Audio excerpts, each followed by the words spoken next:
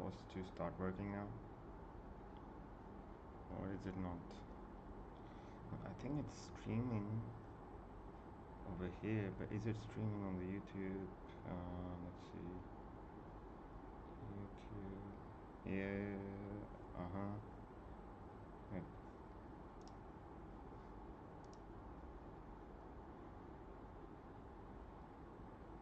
Okay. Yep, I think it's streaming. Yeah, it is. Okay, let's see if the noise is working. The noise is also working. Okay, I'm sorry guys. It's a new, let's say, software I'm trying to stream with OBS. So someone recommended it to me.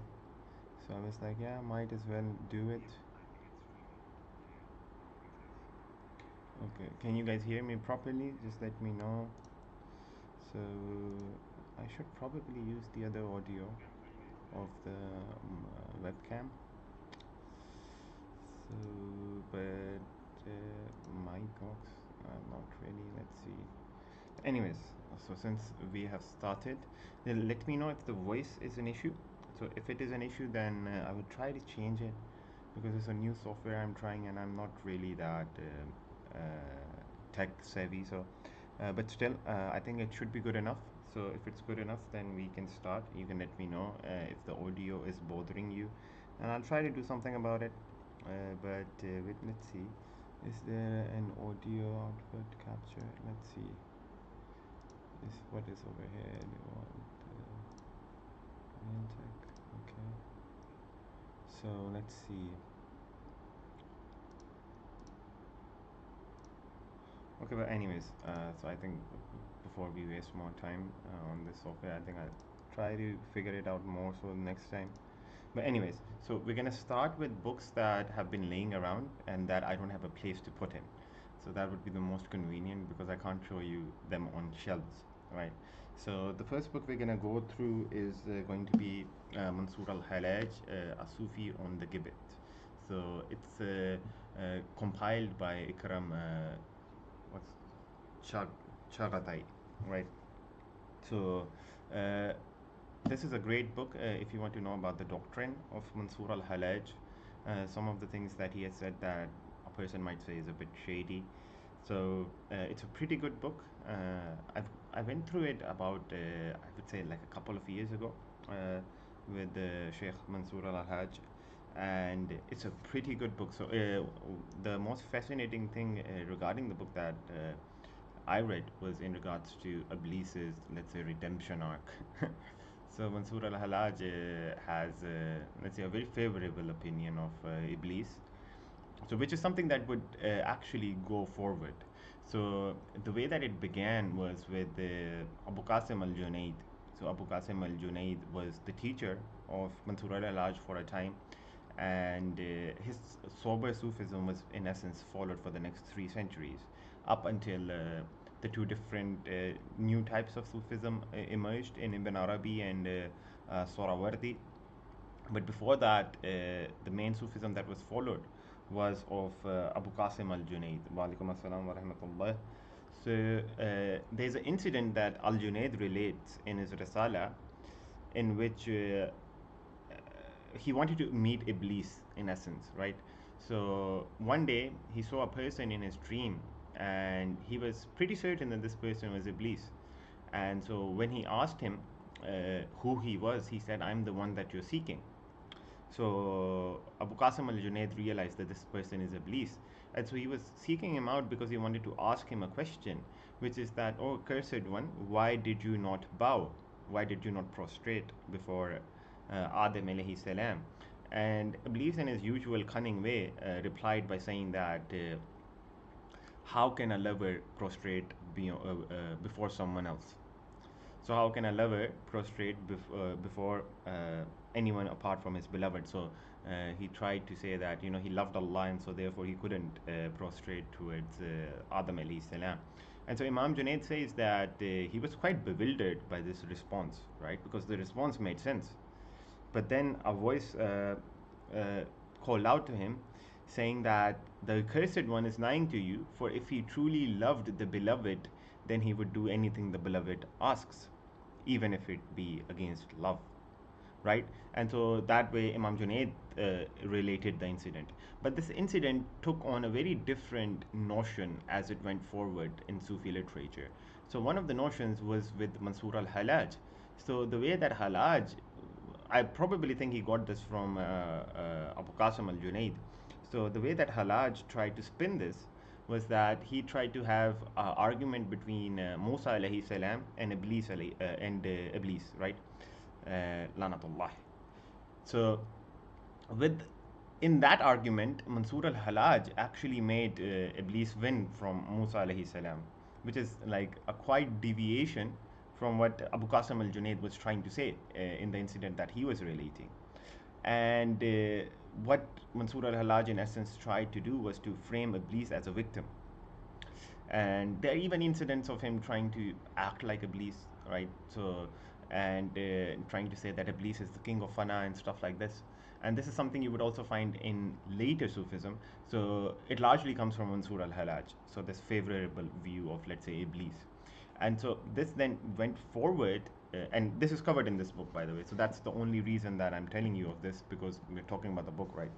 And so then it went forward with Ahmad Ghazali, so the brother of Imam al-Ghazali. So what Ahmad al-Ghazali did was that he took a middle path. So he related the incident of Musa alayhi salam and Iblis that was found in Mansur al-Halaj's works, but he did not go to the extent of Musa alayhi salam losing to Iblis. So he took more of a middle path, right? But he also carried forward this idea, which originated from Mansur al-Halaj, that Iblis is a station that you have to go through in terms of your, let's say, spiritual journey. Then this idea of Iblis being, let's say, the victim was fully actualized in Ain al-Qudat. So Ain al-Qudat was a student of Ahmad Ghazali, and so he died very early. So he's called one of the, let's say, the martyrs of Sufism. And so he carried this notion even forward. So I'm not gonna go into more of it, but he also has like an haqiqat Iblis, and when Allah subhanahu wa ta'ala told Iblis to bow, he was actually telling him not to bow, and all of this. So that was the extent of it. So its origins in Mansur al-Halaj is covered in this book. That's the first book I'm going to tell you, because it's just laying around, so I don't have a place to put these 4 or 5 books. So I probably figure something out. But then the next book we have is the Muqaddimah by Ibn Khaldun. So the Muqaddimah has 6 chapters, and it starts by Ibn Khaldun's own historical method. Now, I've covered the historical method in some depth in my YouTube. So, in the most recent documentary I did on Ibn Khaldun. But his historical method, in essence, is that he sees the event as different from the tradition. So, the event is, let's say, XYZ occurred, and the tradition is that the individuals who are relaying the event are reliable and they are known to transmit reliable information. So, in essence, Hadith sciences. So even though his method is very similar to Hadith sciences, it's not the same as Hadith sciences. For him, the reality of an event is different to the, let's say, the preservation of the sanad or the matan, right? So for him, the event itself should be assessed totally separately from tradition. So the way that it is assessed is by knowing is this even possible, right? So let's say, so one of the incidents, now this is not regarding the hadith, but one of the incidents that he highly criticizes is that there were Yemeni kings that were claimed, so like they were called the Tuba. So it was claimed that they conquered Maghreb, so North Africa, and they conquered up until China, right? Samarkand in China. And so Ibn Khaldun just simply dismissed this. He said that it's impossible. How would they have even gotten through the desert, right? How would the logistics work? How would they be able to beat all of these armies, right? How would they be able to gather resources, right? And there is no other collaboration or corroboration by any other civilization. So it's a made up story. And so he also, like, one of the interesting things, and this brings us to the next book. So this is like a history of the Bible by John Barton. And so one of the interesting things that Ibn Khaldun says in the book is that so there are many reports from the Jews regarding the kingdom of Sulaiman alayhi salam. And so the way that they frame the kingdom of Sulaiman alayhi salam is that it was extremely massive, right? It was the greatest kingdom on the earth at the time. So that's the way that they frame it. And so for Ibn Khaldun, this is not true. So there was a kingdom of Sulaiman alayhi salam, obviously, but it was exaggerated by the Jews to its extent. And this is actually also what John Barton says in this book. So that the earlier kingdom of Sulaiman alayhi salam is something that has been exaggerated in Jewish sources. So it was not as massive, or let's say as outreaching as is claimed. So it was there, but it was not that big. So that's also what Ibn Khaldun said. And this book, in essence, is pretty good in order for you to realize how the compilation of the Bible occurred, what was canon, what wasn't canon. So an example is that when we look at the books of Moses, Musa alayhi salam, that is claimed to be written by Musa alayhi salam, we find that there are at least four different authors of the book. So it went through four different recessions. And even before the recessions, if we are able to, let's say, pinpoint an oral tradition that has been, let's say, compiled into the book, which occurred around 8th century BCE, so during the kingdom of Solomon. So that is when they were able to write down what oral tradition they had of Musa alayhi salam and the Israelites' time in the desert, in the Sinai. And so even in those oral traditions, you would find that there are mismatches. So it seems very likely that there were countless, not countless, but there were a few oral traditions, and then they were mashed together in order to give one cohesive narrative. And the way that we can find out that this occurred is because in one narrative you find too many contradictions. And so the way that those contradictions were probably left in the narrative is because they were trying to reconcile two to three different oral traditions. And so that's how, in essence, the Book of Moses is oral tradition, which is the oldest, which we largely say it's around 8th century. And then after that, you see a lot of recession. So things were added, things were removed, and so, as the Quranic verse says, that they wrote the scripture with their own hand and said that this is from God. So the way that things were added was that many of the legal doctrines were added. So this largely comes from the Deuteronomy school. So it's called a school because there were scholars who had like a Deuteronomy text sort of era, which is like very legally extensive. And you can see that these scholars, they wrote in many different books of the Bible, and they claim that these were written by, let's say, X prophet or Y prophet. And then you go through the Old Testament. So one of the things that you realize is that the canon of the Old Testament was actually not even even during the Dead Sea Scrolls, it was not canonized. So there were a couple of books that are now considered apocrypha that were in the Dead Sea Scrolls. So they didn't have a canon in about like one. It's claimed that they probably got the canon in 1 to 3 century AD, right? And then the Talmud was written, right, 4 to 7 century, between that, or 4 to 6 century, the Talmud. So that's regarding the Old Testament. Then you come to the New Testament, and then it goes through like a biblical criticism over there as well. So in essence, that Matthew and Luke, they wholesale copy pasted from Mark. And so Mark is the first gospel that was written. Then you have Matthew and Luke. Now these three are called the synoptic gospels, primarily because most of them are Mark, right? So Luke and Matthew, majority of them are Mark. So in essence, they're just copy pasted, majority of them. But there are certain differences, and those certain differences show us what the doctrine of the person who is copy pasting them is.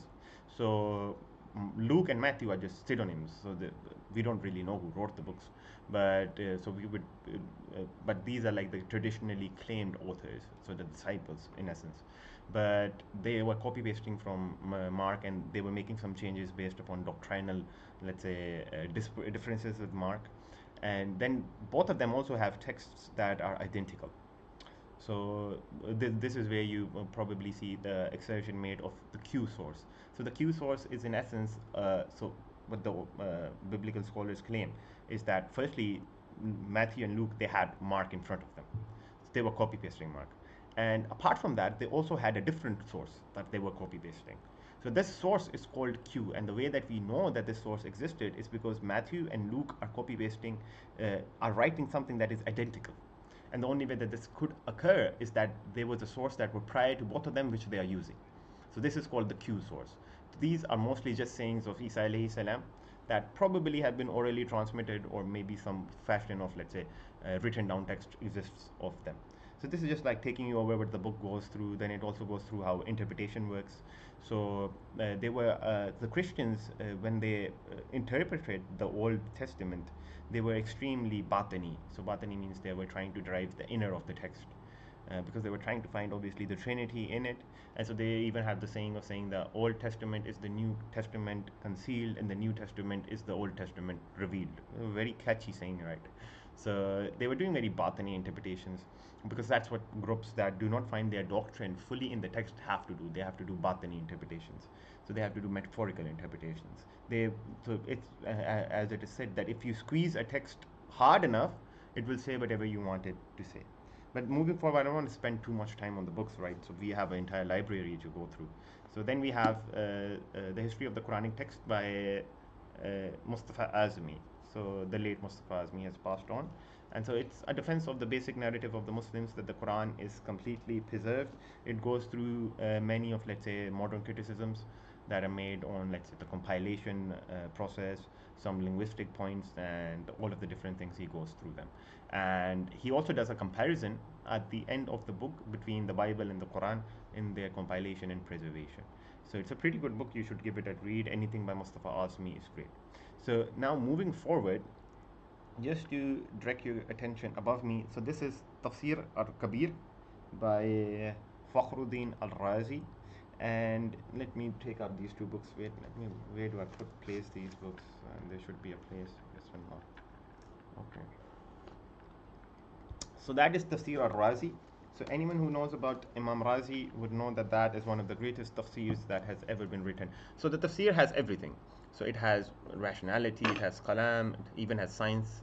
So it has linguistics, it has fiqh, it has everything. So it also has like comparative religion in it. So Imam Razi really like wrote an extremely expansive tafsir. So tafsir just simply means an exegesis of the Quran. So for you, those of you who do not know what the tafsir means, which you should. So then we have these two books over here. So I'm going to take them out. Hopefully nothing falls. Don't fall. Okay. No, that's bad. Yeah, I'm just going to take this one out. Okay. Okay, that's bad. So I have to figure out how to make sure that that doesn't fall down. So, but anyways, let's come back. So this is the Maqlubat by Imam al-Rabbani. So Ahmad Sarhindi was a 17th century Sufi. So he was the student of Khwaja Baqi Billah. So Khwaja Baqi Billah was the greatest, let's say, Ibn Arabi scholar at the time. So he followed the metaphysics of Ibn Arabi in his Sufism. And so the Mujaddad, so he's called Mujaddad al-Fasani, which means the reviver of the entire second millennium. So the Mujaddad, well, I should just say Ahmad Sarhindi, not to confuse you guys. So Ahmad Sarhindi was his student, and he was let's say an Ibn Arabi following Sufi. But after his sheikh passed away, the sheikh had made him the leader of the Khanka. So the Khanka is where the Sufis like gather and like teach and have murids and stuff like that. So he had made him the leader of the Khanka after his passing away. And the way that it worked was that he started having kashf, so he started having unveiling that transcended the view of Sheikh al-Akbar ibn Arabi. And so he started writing about that. And so he tried to cling on to, let's say, Akbarian metaphysics or Ibn Arabi's metaphysics. But in his view, he was taken to stations that are far beyond it. And so this book is, in essence, so even in the book itself, so you can see the Mujaddid has a very natural let's say progression. So because the Maktubat are letters in essence, so they have been written in different parts of his life, and they have been sent to different localities, but they have been gathered together. And so initially you would find that his views on metaphysics and ontology are different to what his views are at the end of the book. And at the end of the book are his most, let's say, expansive views, because they connote his ending, let's say, metaphysical framework. So that's how that occurs. So the Mujaddid has a very interesting framework. So I would recommend you read it yourself. So this book over here, it's a very special book because it has been written by a Naqshbandi Mujaddidi that is living, that is Hayat. So he lives near Islamabad actually, and so he has written this book. This has a shar, and so it has a commentary, it has the original Farsi, and it also has the Urdu. So translation, commentary, and the original language. So this is why this is a great book, and it's also written by someone who's hayat, so meaning living. So And so it's in Urdu. So if you don't have good Urdu like me, you're gonna really struggle through this book, but it's gonna improve your Urdu, so that's good. So now let's see, where do we go to? So the above two books, like this one and this one, these both of these books are by Imam al-Bayhaqi. So one is a basic book of Aqidah, so it's nothing complicated, just basic Aqidah. Just imagine it like Aqidah Tahawiyah, just a bit more refined. And the other is a book of Hadith, so it's just a compilation of Hadith. So I forget which compilation it exactly was, but that's about it. But the next book next to it, that's what. But let's see. I should probably put back the maktubat, and then it should not fall, because if it falls, then the live stream ends. So let's see. Okay. All right.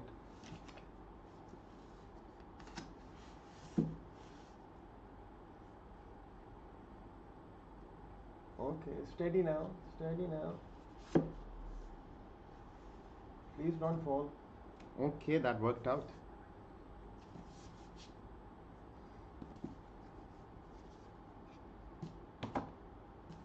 Something else fell, but okay, that surprisingly worked out. I thought that it was gonna fall. But this is the Nibras. So it is by a scholar named Ilama Parharvi. Yeah, that's an amazing name. So Ilama Parharvi was an Indian subcontinent. So he was, I believe, Multani, maybe Sialkoti, one of that. So he was Punjabi. And he was a scholar in the 17th, 16th, 17th, no, 17th century, yeah. So he was a scholar in the 17th, or at maximum, I would say 18th century. I forget the dates. So, but anyways, so he wrote, this is in essence a book of falsafa, so of philosophy. And this is a basic summary of philosophy, nothing extremely complicated in it, but it is an extremely good introduction into philosophy. So I just got the book recently from Lahore. I haven't gotten around to reading a lot of it. I've read like 20-30 pages of it. And so it's basic, but it's not too basic. And it's a summary of falsafa, so the positions in philosophy. And it's a very good book. It's actually a manual that was taught in the madrasas, and it's something that is studied by the Arabs to this day. So unfortunately, it's not studied in Pakistan because the madrasa system in Pakistan is just horrendous. And so you find this book being studied by some of the scholars in Syria, for example. It's an amazing book. So it's in essence a manual into falsafa, which is not too basic but not too advanced. So if someone knows something about falsafa, he can read this book, and it takes you through all of the basic positions of the philosophers, the mutaqallimin, and also its own positions. So this is a very good book if you're interested in that. Hopefully nothing falls.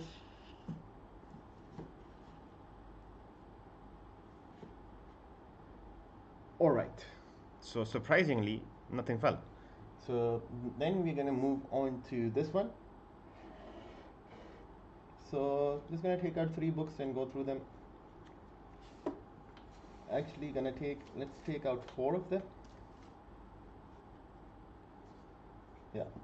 So we're gonna start with this. This is The Road to Makkah by Muhammad Asad. So Muhammad Asad was a German. So he was a German who traveled to Arabia, and slowly but surely he became a Muslim. And so this book in essence also talks about his conversion, some of his basic ideas, the way that he perceives Islam, and it's a very good book. So you should definitely give this a read. So I'm gonna shorten the introductions to the books unless it is necessary, because I don't want to rant on. So this is by Azutsu. It's about the ethical religious concept in the Quran. An amazing book. Anything by Azutsu. So just a bit of a background on Azutsu, because you're going to see more of his books. So Azutsu was an Eastern scholar. So he was a very prolific writer. So Azutsu actually learned Arabic in a month, and he wrote a translation of the Quran, I believe also in a month. So in 1 month he was able to learn Arabic and write a translation of the Quran into Japanese. So he was an Eastern scholar, and he was a scholar of Sufism and Taoism and other religious systems as well.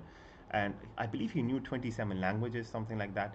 And his translation of the Quran is actually an academical source. So it's a very good translation of the Quran. Not perhaps the best, but it is academically referenced, the translation made by Dritsu in 1 month. So that can tell you how great of a scholar he is. He was also he was the teacher of Sayyid Muhammad Naqib al-Atas. Yes, the late great Islamic metaphysician, Aditsu was his teacher. And Aditsu, there are claims that when he passed away, that he gave his shahada, so his testimony of faith, in a local Japanese mosque. Allahu alam if he did or if he didn't, but there's no doubt in regards to, let's say, his veracity of writing in Sufism. So he was extremely good at that. So one of my favorite book of his is obviously Sufism and Taoism. I do not have it over here, but I've read the PDF. So he goes through the entire, like, the descent of being, then the perfect man, everything. So he takes you through the entire, let's say, metaphysical framework of Ibn Arabi. He also takes you through the controversial stuff, so regarding Nuh alayhi salam, Ibrahim alayhi salam, regarding Perennialism, right? So all of these different things. So the accusation of pantheism and stuff like that. So he takes you through the entire 9 yards, as they say, I think, in America. So then what do we have over here? So Divine Flashes. So by William Shittek. It is a translation of the text by Fakhruddin al-Iraqi. So it's a pretty good text. You should also read that. Then we have Hadith literature. So this book, along with the book by Mustafa Azmi.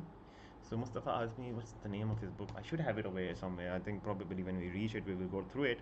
But this book, along with Mustafa Azmi's book, Early Hadith Methodology, something like this. So you should go through these two books if you're trying to get into how the Hadith literature started, what forms of, let's say, differences it went through, and how the science, in essence, progressed. So these two books are great for that. So let's see what else do we have over here. So yeah, Rene, you know.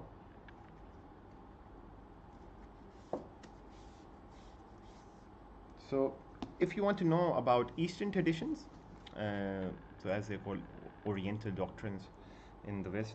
So if you want to know about Eastern traditions, the best book that you can read on the subject is by René Junot. The book is The Introduction to the Study of the Oriental Doctrines.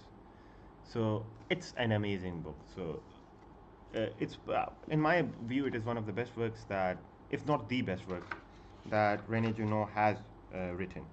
So it's in essence like the entire doctrine of the Eastern traditions. One of the things that he's very adamant about is how the Eastern traditions are uniform in some capacities. Obviously not fully, but in some capacity they are uniform in their philosophy and in their metaphysics and in their culture.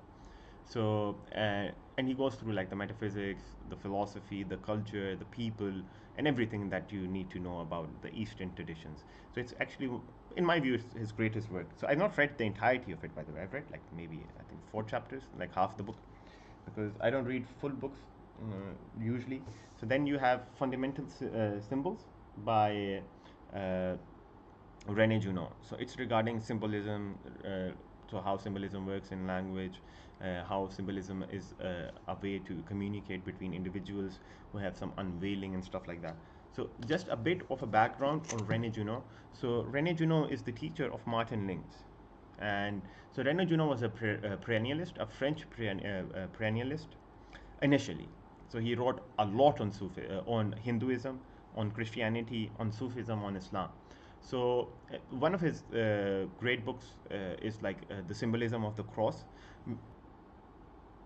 Okay, it has disconnected. So did the stream disconnect? Is it back now? Something happened. Yeah, something happened. But let's see. So what's going on over here? Is the stream back? So it seems like the stream got disconnected and now it's back. Something like this. So but anyways, moving forward. Wait, can I use this? Okay.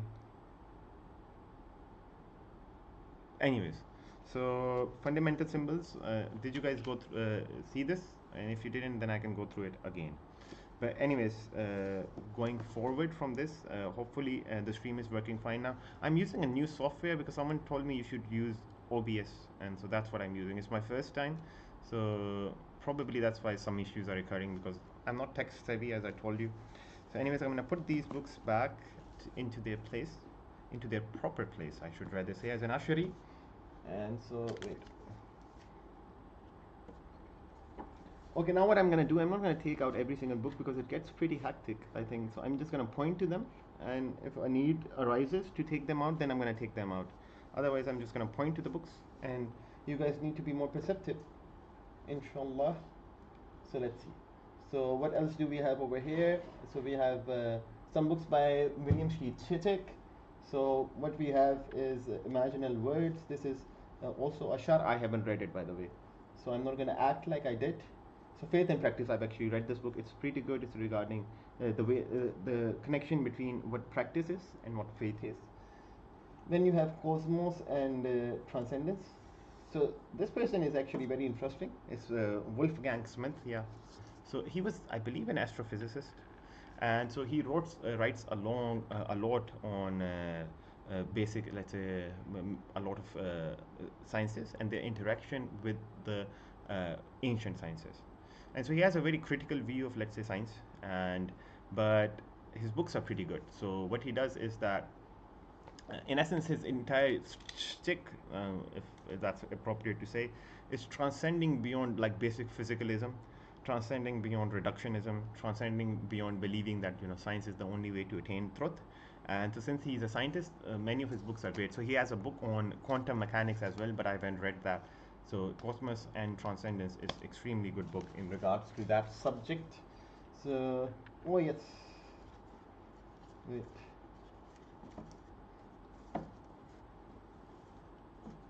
So now this is an amazing book. So which one is?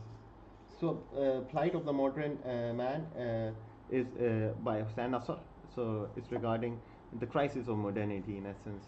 So it's a pretty basic book, to be frank, but it's good. Hussein Nasr, everything he writes is good. So, but this is the book that I want to talk about. So it's Savani, I believe that's how you pronounce it. So it's one of the only few books that we have of Ahmad Ghazali, not Abu Hamid al-Ghazali, Ahmad Ghazali, his brother. So this is a book of poetry by Ahmad Ghazali, and it's largely regarding love. So Muhabba of Allah subhanahu wa ta'ala. So it's beautiful poetry, and it has who is by? I think it's a translation by William Sheet Chittick, right? Wait, let me see. If I recall, it was by William. Let's see who does the translation. Okay, no, it's not by William C. Chittick. It's by someone else. Nasrullah Porjawade. Okay. Anyways, so this is a translation of his Persian poetry. So he has a metaphysics of love that can be very easily discerned in this book. It also has some of the sayings regarding Iblis, if you're interested in that. But most of it is regarding love. So the metaphysics of love. What does it mean to love God, and what separation is there between the beloved and the lover, and what is intimacy with God? What does one feel during intimacy with God? And it's just overall a pretty beautiful Persian poetry. So it's one of the few books of Ahmad Ghazali that we do have. I believe he wrote a total of 4 books, and out of that we have 3 or 2, something like this. So but this is definitely a very good read, and especially if you know Persian, you should read it in the Persian, not in the English, because English language is a extremely, let's say, what do you call it, is a low level language, to be frank. So but then let's go. So we have 2 old books. So one should be on Kindi, and one should be like on Western political history, something. No, not yeah, political philosophy.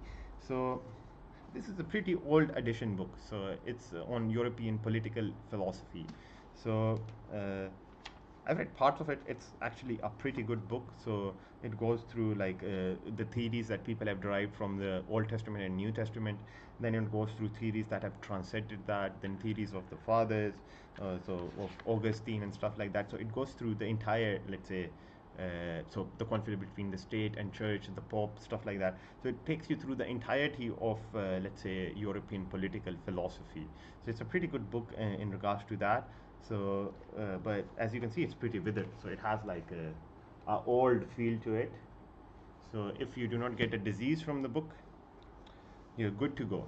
Then we have a book on Al-Kindi.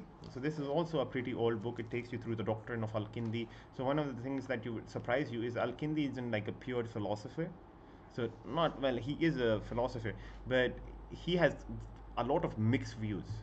So many of his views are actually from the theologians. So for example, he believes that the world had a beginning, right? He affirms God's divine will as well in the explicit sense. And so that is obviously not something that the later philosophers held on to, because Al-Kindi is a very early philosopher, and therefore his views are, let's say, he's not in one camp yet. So some of his views are with the mutakallimin, some of his views are with the philosophers. And the first, let's say, the person who rendered down the school of falsafa would be Al-Farabi. And we'll get to him too. I have some books on him, some not, I think one book on him. So anyways, moving forward, we have East and West by René Junot. We have the principles of philosophy and so principles of epistemology in Islamic philosophy. A pretty good book. I highly recommend it. With East and West, it's a good book. René Junot, everything he writes is good, but it's not something that you won't find somewhere else. Oh, that was a save. Somehow, see, I had the feeling that something would fall. Right. Okay, let's do this.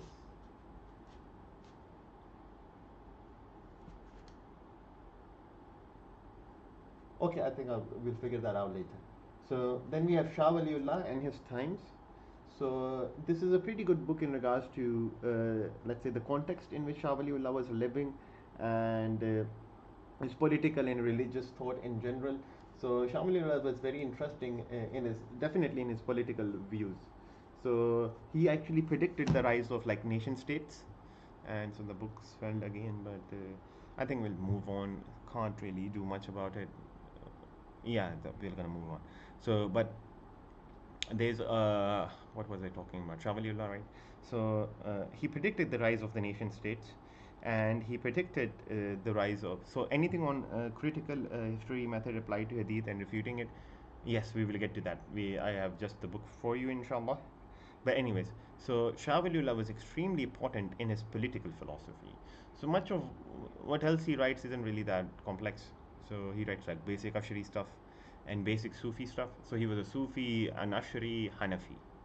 Quite the combination. Something that is quite like popular nowadays in Syria. So most of the Syrian Hanafis are Ashari, but back in Shah Waliullah's time, it was extremely hard to be like an Ashari in the subcontinent, because you know the Hanafis are very let's say particular about what you can follow and what you can't follow. He also has a lot of Shafi'i tendencies, so he was highly, let's say, influenced by the Shafi school of law, and you can see that influence throughout his life. So there was a time that he was about to become a Shafi, but he didn't. He said that Rasulullah sallallahu alaihi wasallam appeared to him in a dream and told him to remain a Hanafi. Now, perhaps that really occurred, or perhaps he only said that to avert the wrath of the Hanafis. Allahu alam. But anyways, he didn't become a Shafi fully, at least, but he incorporated a lot of Shafi principles in his fiqh. And yeah, so Shah Waliullah is extremely interesting. So then we have symbols and archetypes. So to be frank, the book of René Junot on fundamental symbols is much better than the work that Martin Links has done. So with Martin Links, the thing is that his works are not bad, so they are good books, but mostly his literary style, so the way that he writes is top notch. So the way that he writes English is just amazing. But apart from that, like, he's a bit overrated in my view. Then we have Universal Man.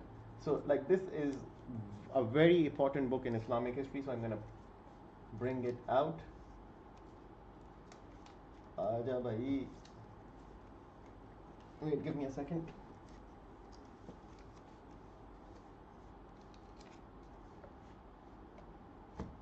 I should probably try to figure out a more proficient way of bringing out books. Okay, I should have brought out the next 4 books too, because they are very good books. But so Al-Jili was a follower of Ibn Arabi's metaphysics. He lived, I think, like 200 years after, or 100 years after Ibn Arabi. So the concept of Insan al-Kamil, even though it's very like obvious in Ibn Arabi's works, but it's like main, let's say, doctrinized version for the school of Ibn Arabi was made by Abdul al-Karim al-Jilli. So this is a translation of his small treatise. I think the treatise is called Insan al-Kamil, something like that. Let me make sure. So it's been a long time since I've read this book, but wait. So anyways, I'm not gonna go through the book again, but so it goes through the basic premise of what does it mean to be uh, the perfect man. So the universal man, as it is translated over here, the translation is done by Titus, so it's pretty good. So, but this doctrine of the perfect man actually is not it's not original to Ibn Arabi or original to al-Jili. It's an hermetic concept. So it has so there's some similar concept in the philosopher king in the Greeks, but the universal man is a primarily hermetic concept. So it was something that was covered in Ghayat al-Hakim, that was translated in the 9th century, in 10th century, I believe, yeah, in the 10th century, not the 9th. And so this concept of hermetic thought was something that was very widespread during the time of Sheikh al-Akbar ibn Arabi. And so it's very clear he took that concept and he gave it an Islamic spin, and then it was purely, let's say, rendered in Islamic flavor, and it was purely rendered in a way that is compatible, or it was synthesized with the Islamic view of the man in this book, which is by al-Jili. It's a very small book, but it's very good. So it also talks about like how mankind attains the attributes of divinity. So he doesn't become divine, but he attains something of it. So he starts reflecting the attributes of Allah subhanahu wa ta'ala and all of the different things.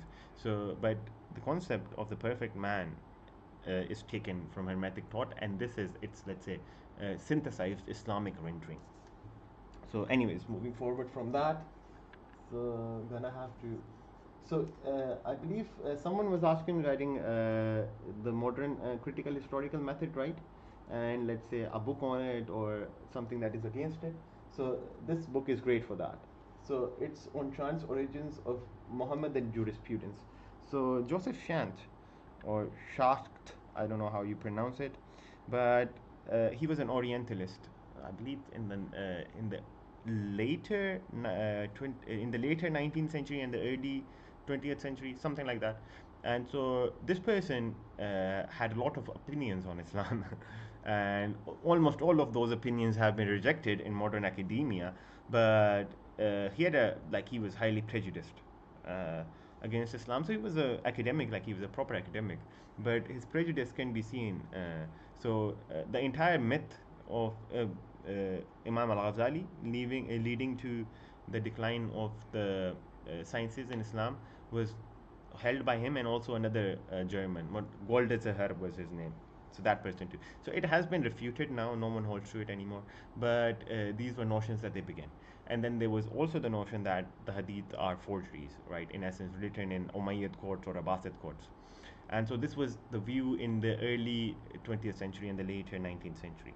So the view is like rejected now.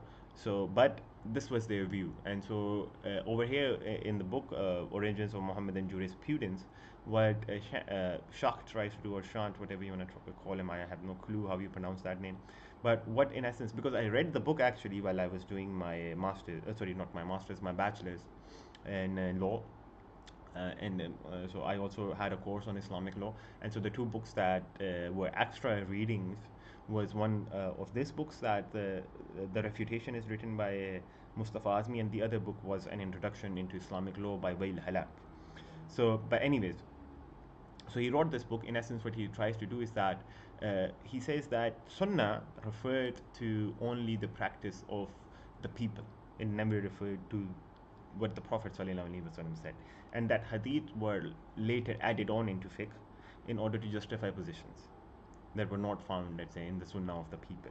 So that was his primary thesis, so primary proposition, and so that is what Mustafa Azmi refutes, and he does a pretty good refutation, and so that is the primary thesis that he refutes in this book on Shant's Origins of Mohammedan Jurisprudence. So that is a book that I know someone was asking, that is there a book about this?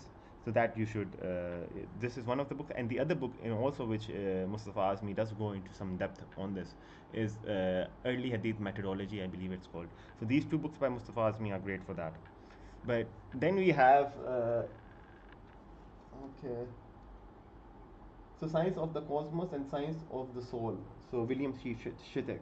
So it's regarding like spiritual thought on cosmology, if I remember correctly. I think that's what the book is about. So it's about like the significance of pre-modern cosmology and how it relates to the soul, how it relates to the world. If I'm not wrong, because I haven't read the entirety of it, but I read some parts of it some pretty long ago. But now we have the big one, which is Fatuhat al-Makkiyah by Ibn Arabi. So it's only part 1 and part 2. So I believe, how many parts should there be? Like 6, something like this. But so it's part 1 and part 2 of Ibn Arabi's Fatuhat al-Makkiyah, which in my opinion is the best work that he has ever written. So yeah. So Fatuhat al-Makkiyah was, it's called the Meccan Revelations. It was written by Sheikh al-Akbar ibn Arabi when he was in Mecca. So that's why it's called the Meccan Revelations, right? So, the authors in our times were not that original with names, the Meccan Revelations. But anyways, so in it he goes through everything. So he goes through the maratib, he goes through the maqamat, he goes through interpretation of the Quran. So it has a lot of Quran in it. So most of it is like, you might say, a shar of the Quran.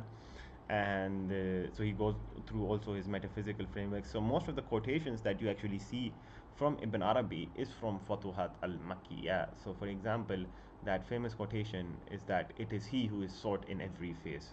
That's from Fatuhat, right? And so Fatuhat al-Makkiyah is an amazing book that you should definitely give a read. So it is a bit advanced, so you shouldn't read it if, so it shouldn't be your first book into Sufism. Definitely shouldn't be that. But if you read like good works enough, so yeah, it's fine. Then you can read that. No, Bismillah. Now we have the Imam al-Ghazali section. So you should be able to see this. So let's bring it down a little bit. Yeah. So all of these books are by Abu Hamid al-Ghazali. So this too. So I don't think I should go through all of them. So except this one, maybe. So this is Qamiya-e-Sa'adat. The translation is by Cloud Field, I believe, or Feed, something like this. And it's not a pure translation in the sense that it only has parts of Qamiya-e-Sa'adat, which is the Alchemy of Happiness. But it's a great book. You should definitely give it a read. So these are books apart. So this is, yeah, I think we can go through this as well. So let's remove these 2 books. Actually, these 3 books.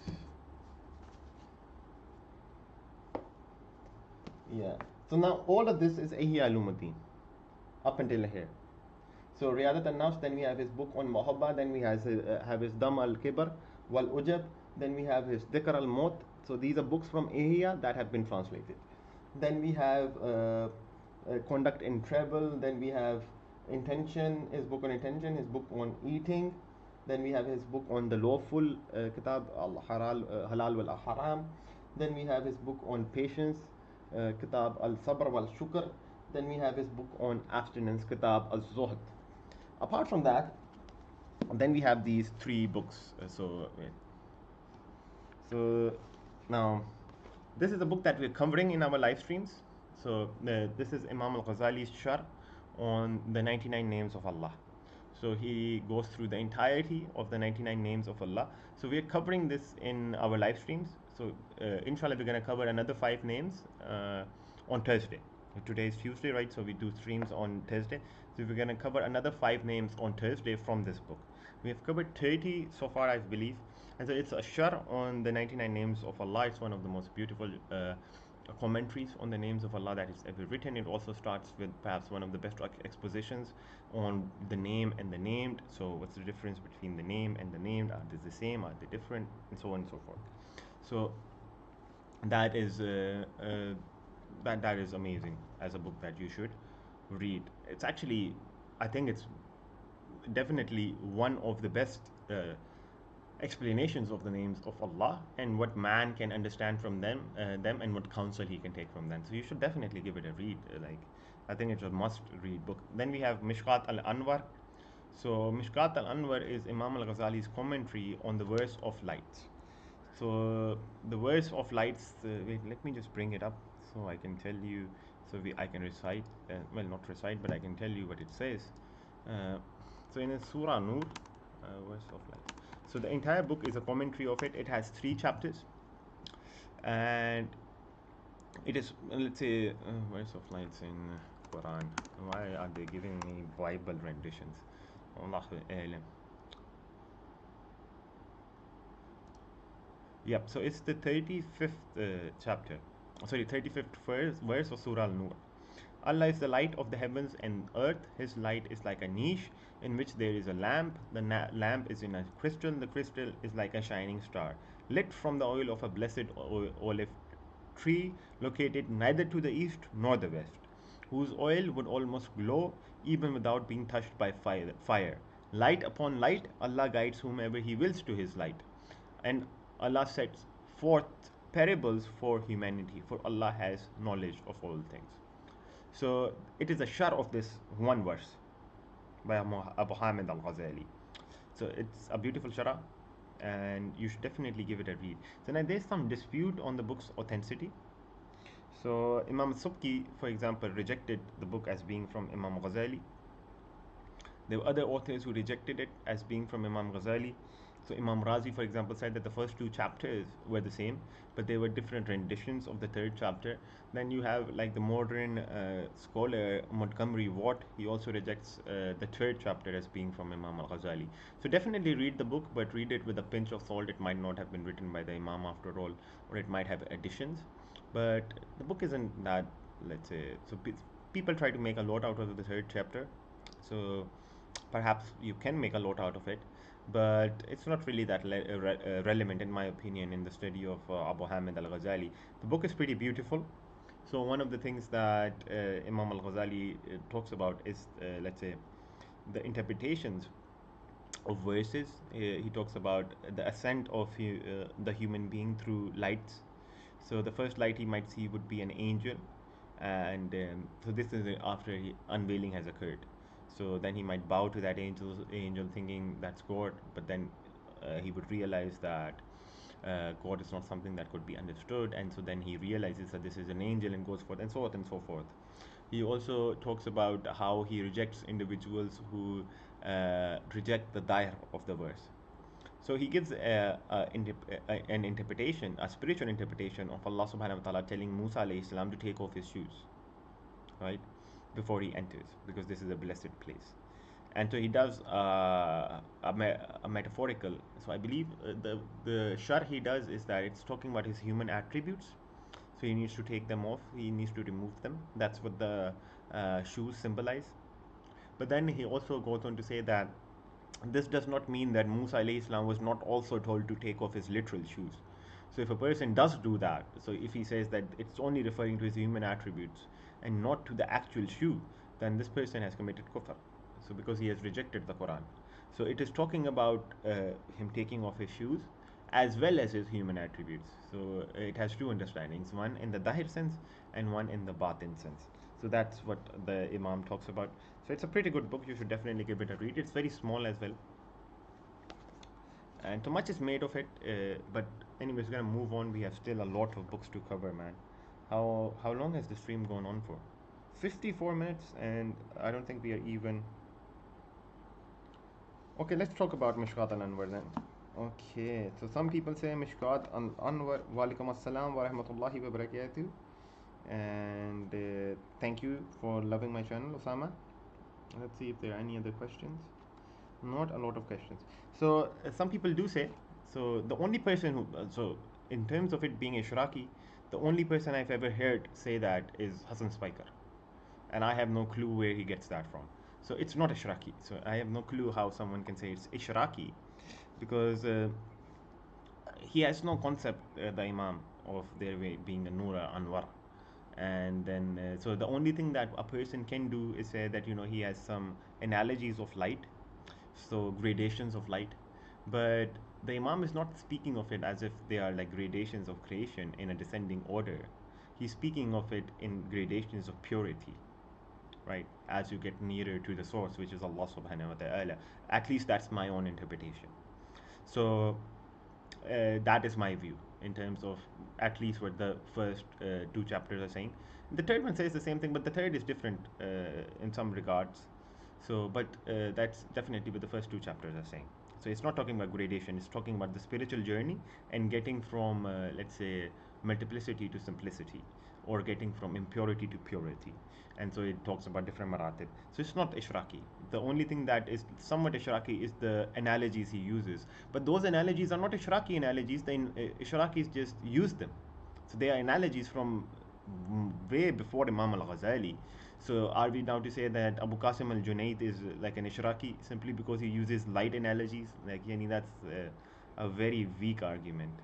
And in terms of Akbarianism, I think the book is explicitly, what do you call it? Explicitly dualist. So how is it Akbarian? So none of the maratib that Imam al-Ghazali gives of ascent in terms of spiritual experience are talking about Oriental or ontology, or talking about metaphysics in the sense of a descent of being, of gradations, stuff like that. The Imam is not talking about that. So I know some people try to make those interpretations, but they seem very unsatisfactory to me personally. But so I think it's just trying to stretch it.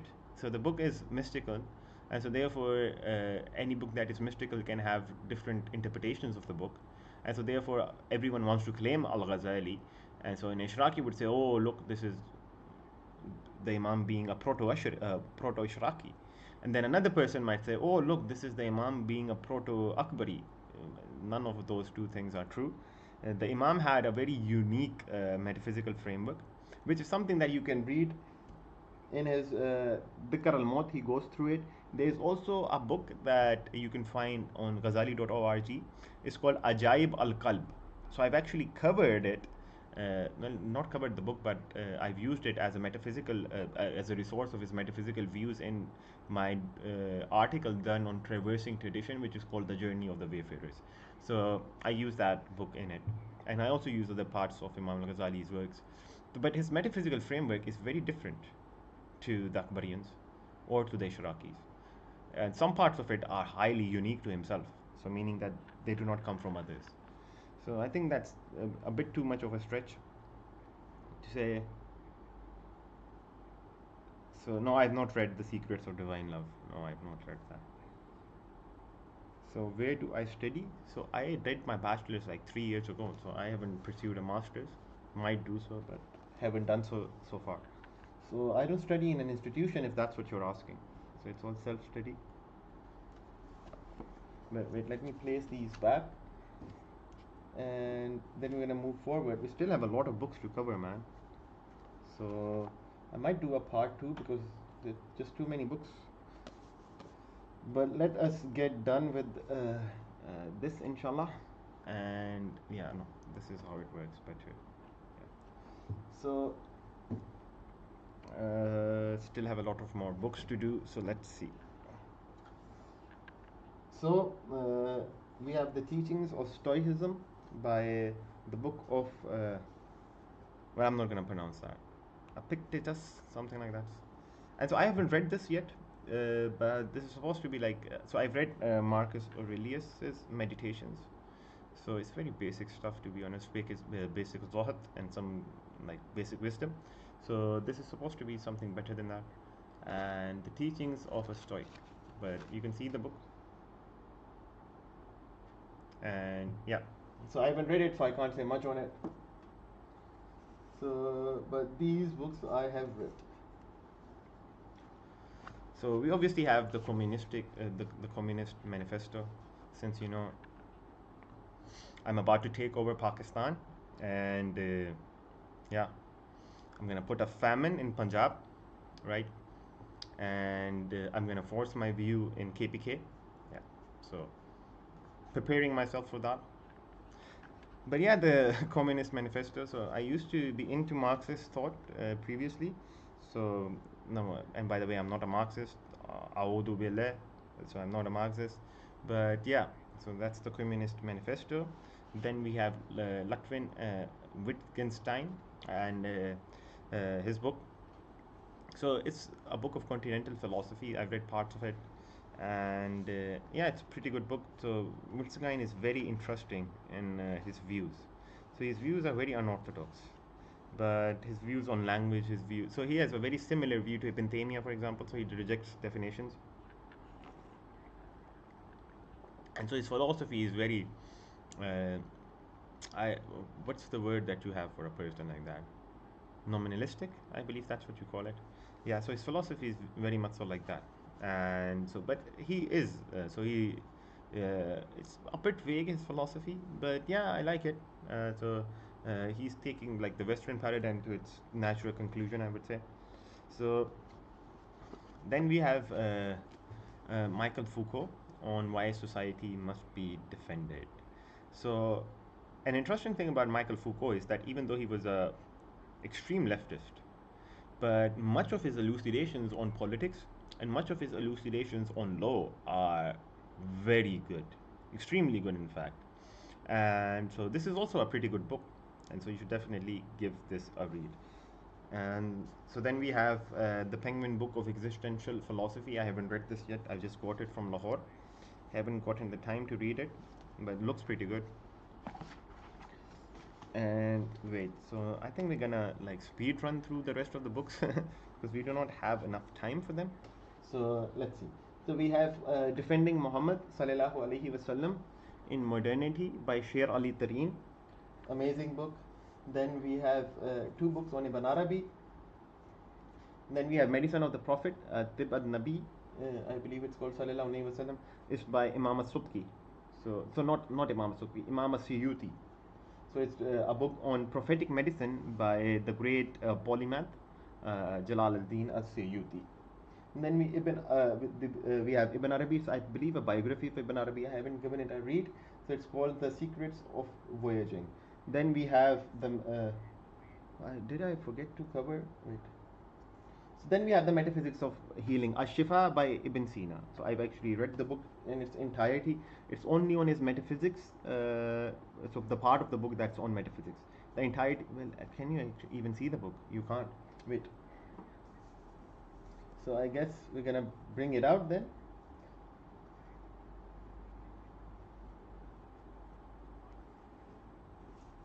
Please don't fall. Okay, so here it is. So the Metaphysics of Healing. So this is a translation by Michael M. Marmora. He's also the person who did the translation on Tahafut al-Falasifa. So his translations are amazing. So, but yeah, so this is the book. So it's on the metaphysics. So that's why it's called the Metaphysics of the Healing. So the Metaphysics of the Ash-Shifa.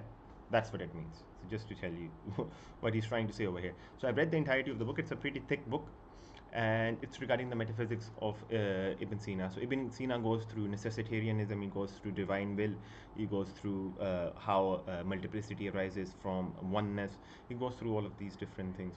And so this book, in essence, was the primary book of. Why does it still? What's this? Okay, anyways, so it was the primary book of metaphysics in falsafa, so in philosophy, for the philosopher for centuries. So it still has a lot of very good stuff in it. So for someone who's trying to study Islamic tradition, he has to read the Shifa by Ibn Sina, whether he agrees with Ibn Sina or he doesn't. So that doesn't matter, but you can't ignore the man. So you must read this book. It goes through basic, let's say, philosophy thought, and it goes through contentions. It also gets pretty, let's say, it gets not complex. I don't think it's a complex book, but it gets a bit complex on many topics. So because Ibn Sina is trying to answer objections, or he's posing objections himself and then trying to answer them, and so it's a pretty good book. You should definitely go through it. And yeah, so moving forward, so I'm just going to tell you what we have over here. So we have King of the Castle by Guy Aton, I believe that's how you pronounce his name. And then we also have Islam and the Destiny of Man by Guy Aton. And both of these books are amazing. You should most definitely give them a read. Then we have Al-Farabi and Ibn Khaldun on Sufism. So both of those books are great. So Al-Farabi, you need to know the thought of Al-Farabi. So before you can go into Ibn Sina, you must know Al-Farabi. So Al-Farabi is in essence the teacher of Ibn Sina, even though I don't think, even though they never met, but he is his teacher in a spiritual sense, and so he is the father, so to speak, of Islamic falsafa, Al-Farabi. So the two people that Imam al-Ghazali also takes aim in his Tahafut al-Falasifa is number one Al-Farabi and number two Ibn Sina.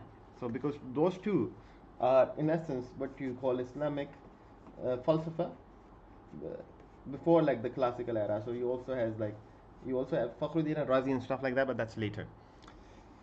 So yep. Okay, I'll see the question, but let's go through the books first. Yeah, inshallah, and then you guys can ask me. So moving to the right.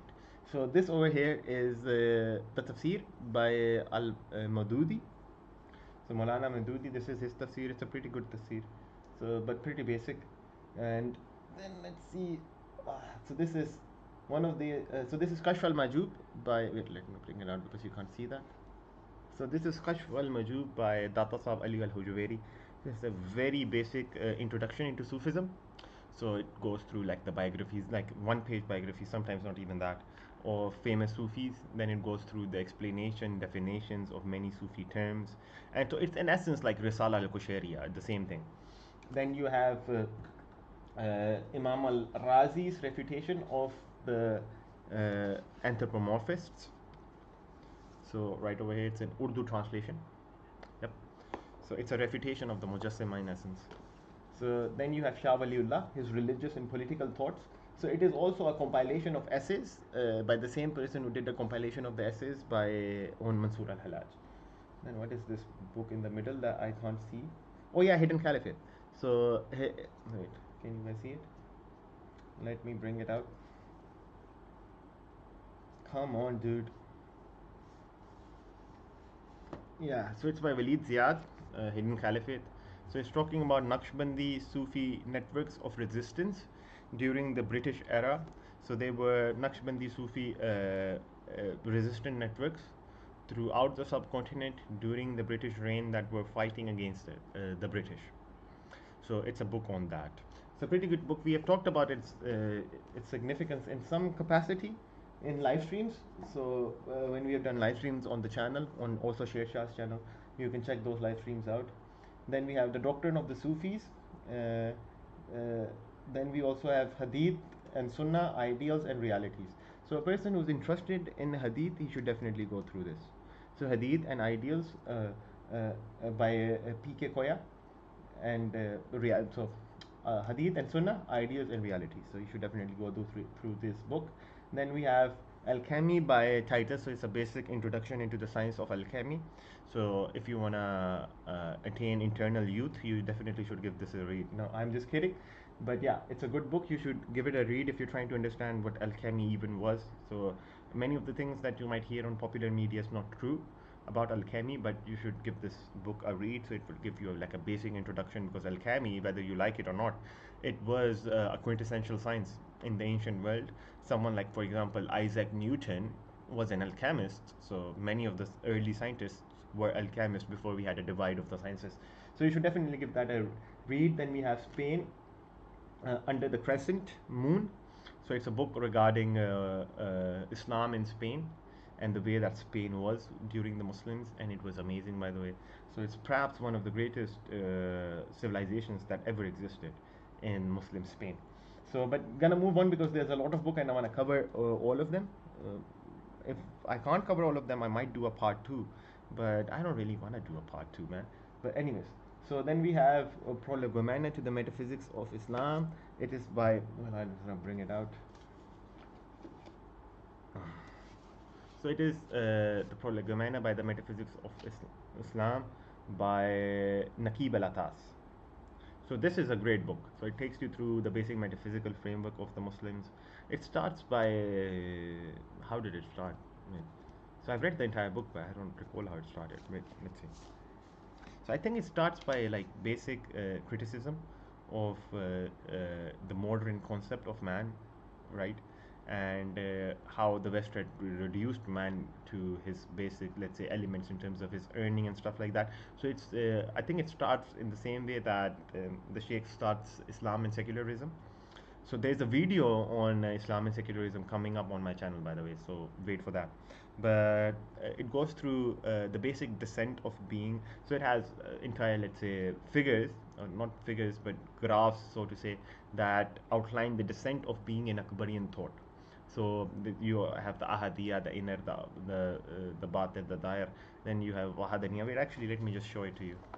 So it should be in chapter 2, I believe, or chapter 3, something like this. So because the figures are interesting, so that's the only reason I'm taking my time to show you. So it also goes through the entire notion of is the essence identical or not identical to existence, right? So the Akbarians hold the view that the essence is identical to existence for everybody. So for the mutaqallimin and for the philosopher, the essence was identical to existence only for God, but for everybody else, right? For created beings, essence was different from. There was a distinction between essence and existence. So existence was, in essence, so existence was, how do you say it, a second order intelligible. So on essence, right? So essence was primary on all human beings, for example, all created things. But in God, essence and existence are identical. His essence is so his existence. So existence is his essence, in a sense, right? So that's how. So now. Mustafa Sabri actually goes through this entire. So the way that, well, he argues that the Akbarians misunderstood what the philosopher meant by saying that essence and existence are identical, because they gave a definition of existence that is different to the way that we usually conceive of existence. That definition that they gave was originator of effects. So you should read his Mawqif al-Aql to dive more into this. So, but anyways, moving forward, let's see. Where is that? Let me find that. Oh yeah, I think I found it.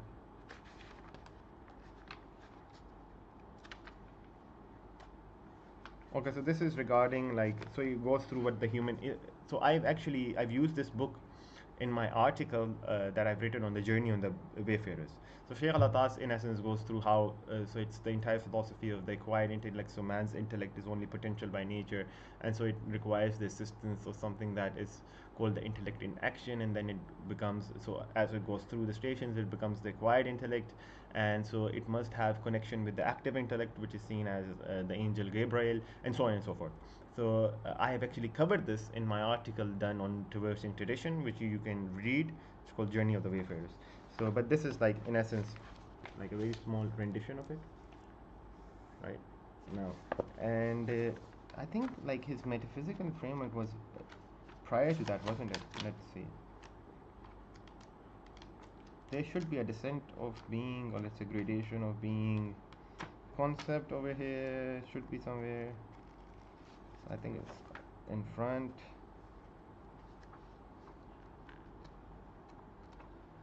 Yep, here it is.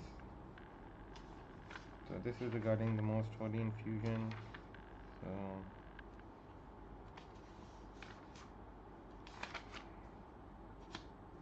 there was one that was regarding the entirety of it. Wait, should be over here somewhere. No. Anyways, I'm not gonna waste my time trying to find it. But it should be something like this, right? So it's in regards to, so something like this.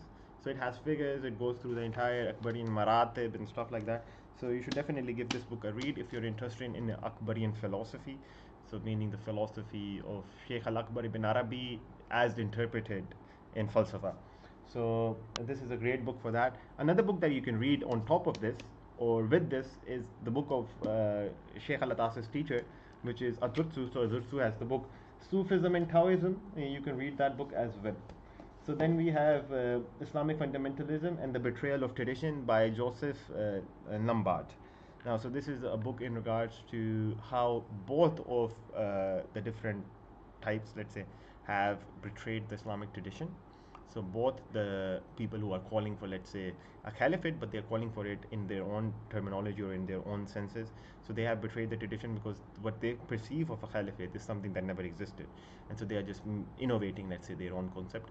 And then you have the liberals who are trying to completely separate Islam and the state. So they are also betraying the tradition. So it's a very. It also goes through many of the movements that have arisen in recent times, or have arisen like after post-modernity, and how the issues that they had and the differences that they had. So it's a pretty good book in regard to that as well. So then you have Risala al-Qushayriya.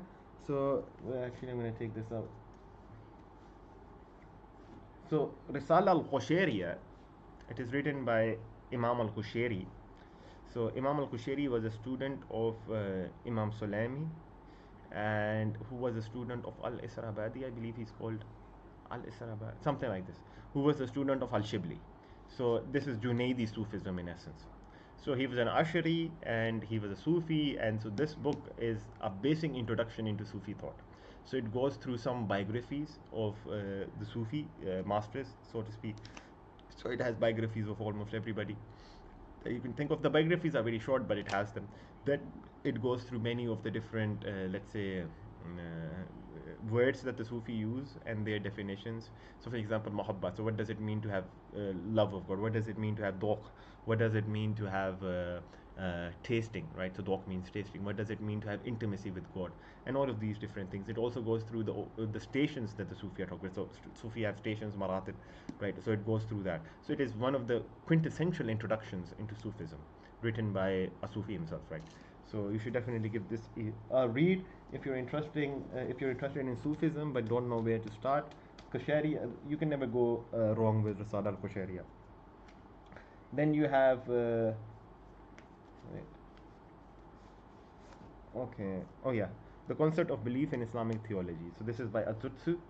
So it's in essence his so he goes through what does Iman mean, right? So what is faith and what is Islam and the entire 9 yards.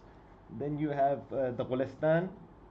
Uh, so wait, let me bring it out. Come on.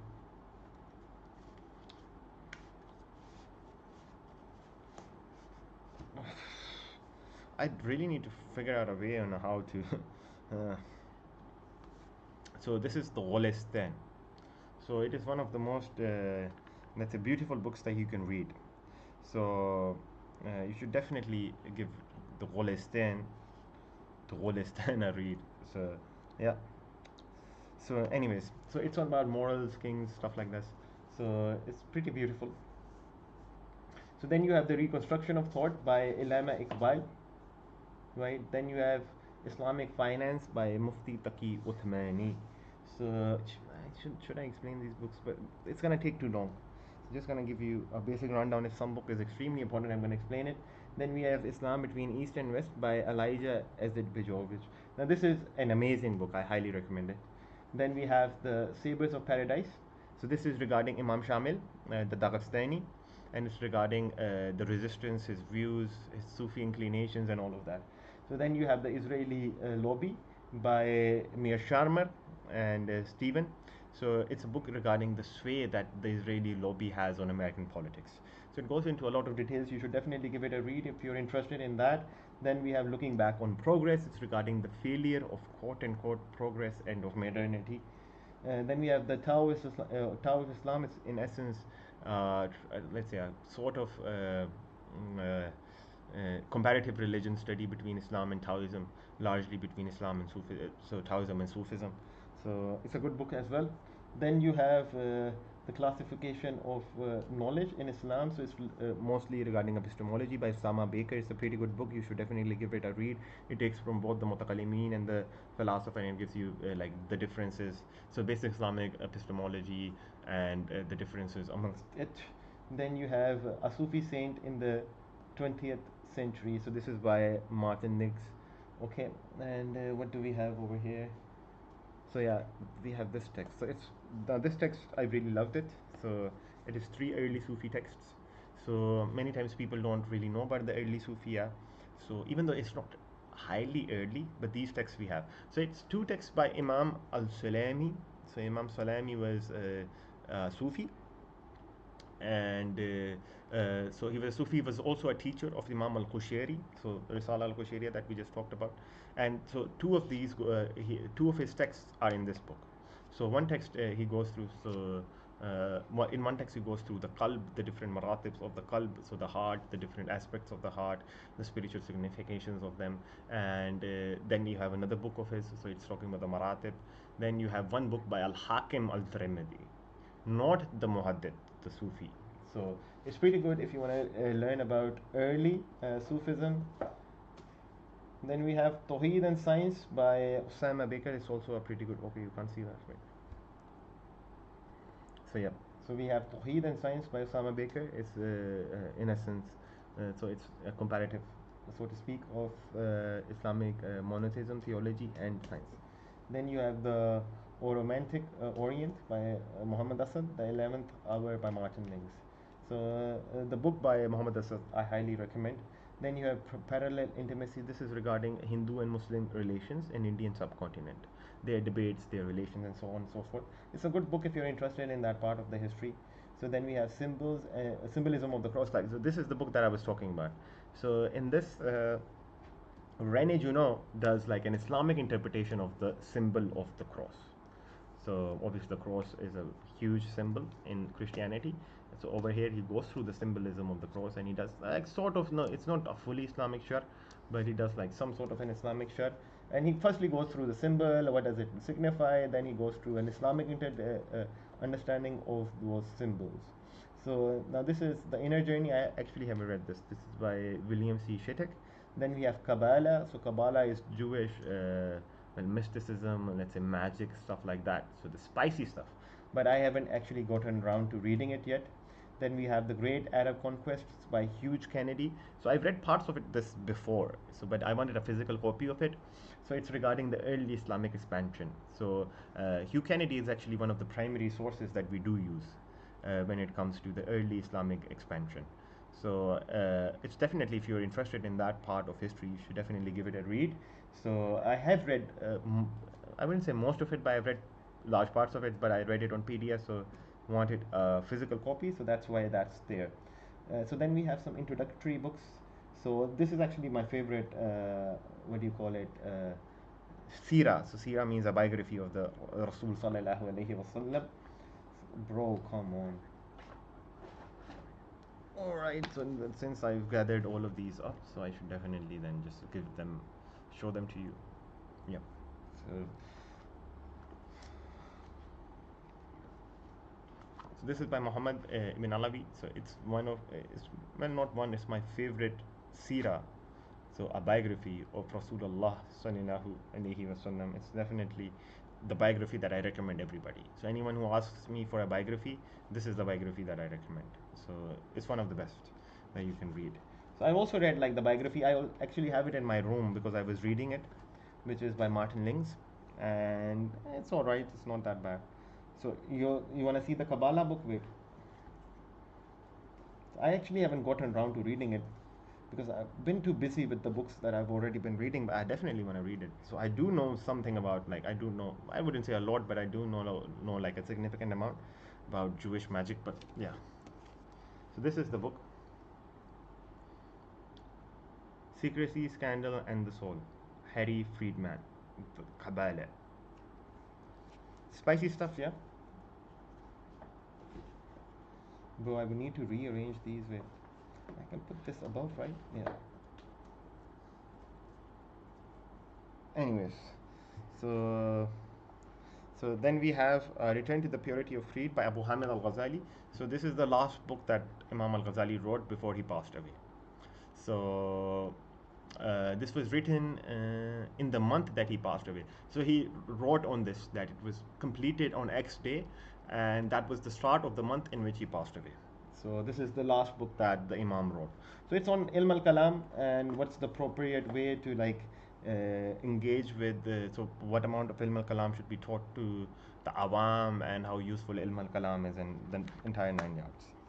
So then we have an introduction to Asul al-Fiqh. It should be by Farhan Zubairi, right? Yeah, it is by Farhan Zubairi. So it is a basic introduction to Asul al-Fiqh. So what is jurisprudence in essence? It's extremely basic. It goes through the 4 schools. It goes through how to derive, let's say, rulings from the sources, the differences between the scholars in early Islam. So it's a pretty good book for that. So this is the book that I was talking about by Mustafa Azmi. So Studies in Hadith Methodology and Literature by M. Mustafa Azmi. So he goes through like basic criticism that is made against Hadith.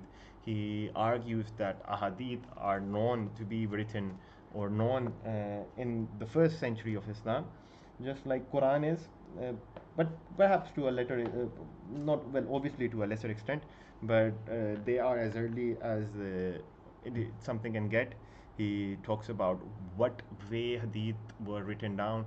So the way that hadith would be written down is that there would be a book, and a alim would teach the book, and then there would be proper attendance of it. So the names of every single person who read part of X book would be written down, and when a book is passed on, so the way that the Muslims actually did it was that if a person had a book but he didn't have a written decree or a written statement allowing him to teach that book from the sheikh, he would not be allowed to teach it. And even if you discovered a book that had no name on it, right, that had no sanad, then even if, let's say, the hadith in it were sound, the book would be rejected because it needs to come from a sanad. So it's extremely rigorous. He also goes through like some of the hadith sciences method. So most of it actually comes from Umar ibn al-Khattab radiallahu anh, from the second caliph of Islam. So he had an entire method of how, you know, hadith should be given to the people, and how khabar should be transmitted. So khabar means news, events in essence. So yeah, it's a pretty good book for early hadith stuff. And then we have this. Oh bro, we still have like, so we have this, then we have still like 30-40 books to go, but yeah. So I think we should get this done then.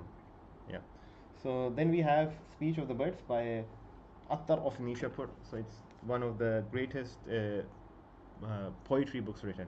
So it's in essence regarding a Sufi's journey to God, but he uses birds as examples over here, and then he uses a sheikh between the birds to guide them further.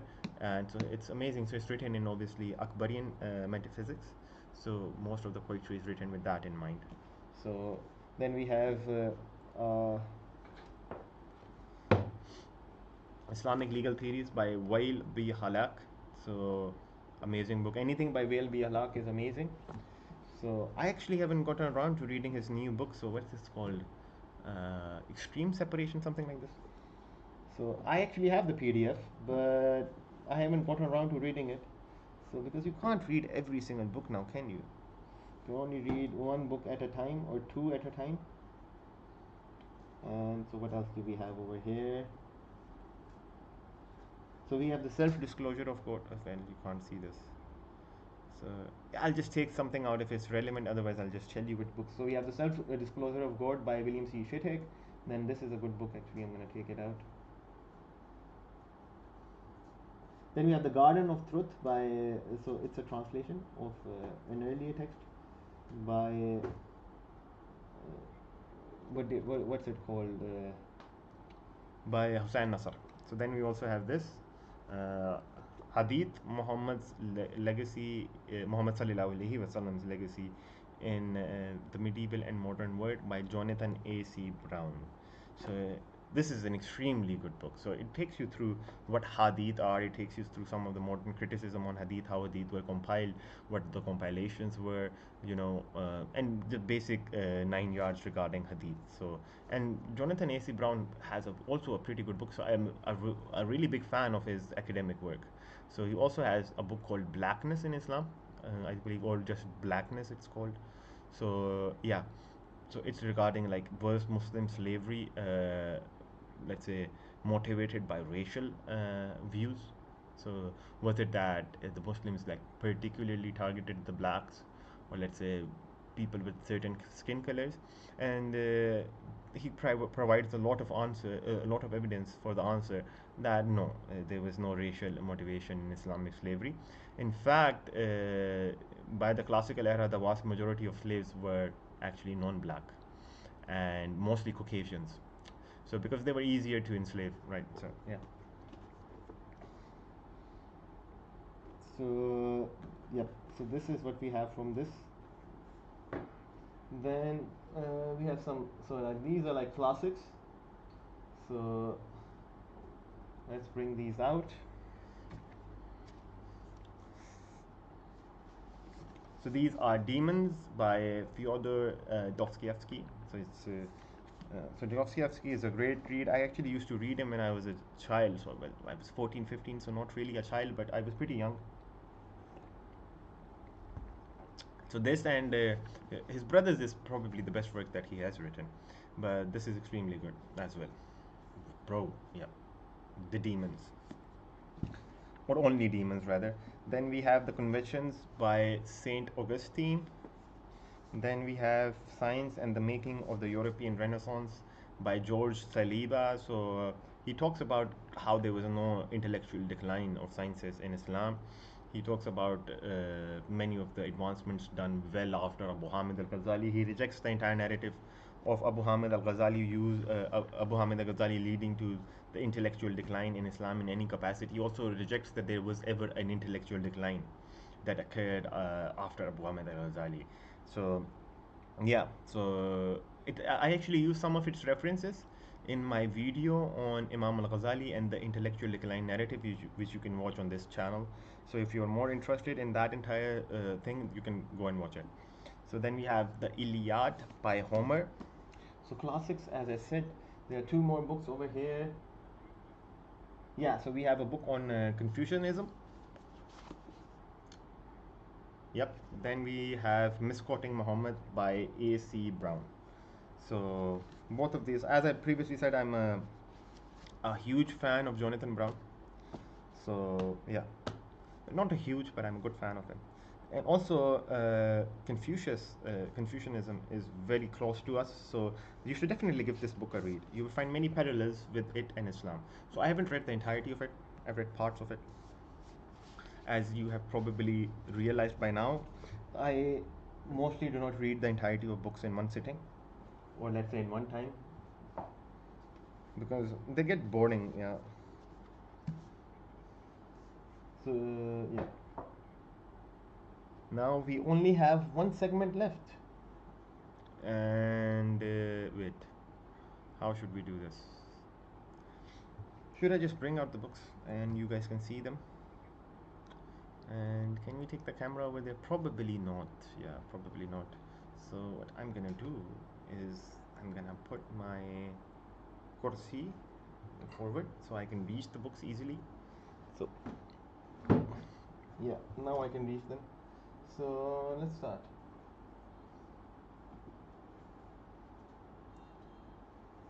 So we have a book on the Bakhtashi order over here. So the Bakhtashi order of the Dervishes. I haven't read it yet, but I was extremely interested on the Bakhtashi order. And so they were an order, if you don't know. So they were an order of Janissaries, if I'm not wrong, right? So because I haven't read the book, I don't know a lot about them. But they were an order of Janissaries.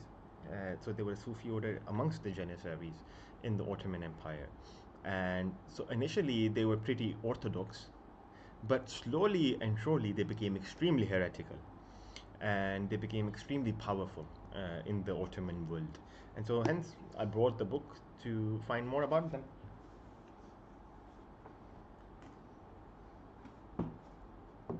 Now this is a great book as well.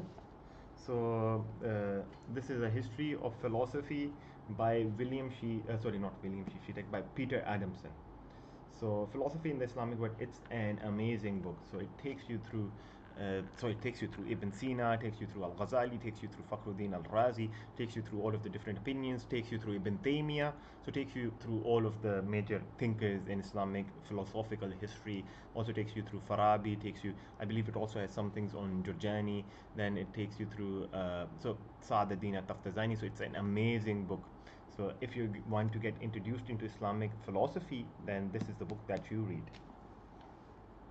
Okay, what else do we have over here? Okay, let's just grab these books and I guess we'll find out what they are. So let me put these two back. Bakhtashi order. I should probably take this to my room. I'm really interested in the Bakhtashi order. Anyways, so we have a history of Western philosophy by Bertrand Russell. So I'm pretty sure you guys know who Bertrand Russell was. So this is a history of Western philosophy written by him. Then we have Orientalism by Edward Said. So this actually is a great book. So it's in essence a critique of Orientalism. It tells you the prejudices in Orientalism, the way that they conceive of Eastern traditions, and it gives you many incidents of that. So this is an amazing book if you want to see like how biased the Western pursuit of the Orient is. So yeah, then we have the Golden Road. Then we also have another book, another history book. So wait.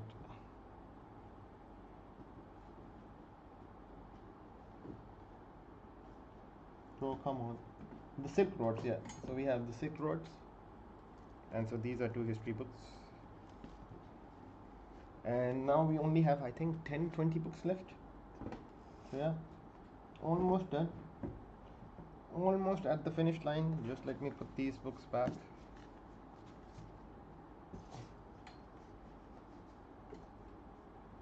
Come on. Okay. So now what do we have over here? Yep, let's just bring this out. Oh yeah, one of my favorite books just showed up. So one of my favorite books is Me and Rumi. So it is sort of an autobiography of Shams Tabrizi, and I used primarily this book in my documentary on Shams Tabrizi. So this is from the dialogues of Shams Tabrizi. There were some dialogues that were written down, of Shams Tabrizi with Rumi and others apart from Rumi. So this book is primarily a translation of those by William C. Shittek.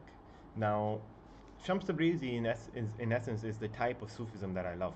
So he's extremely fiery, and he also has like a high view of himself. So he does have a very high view of himself.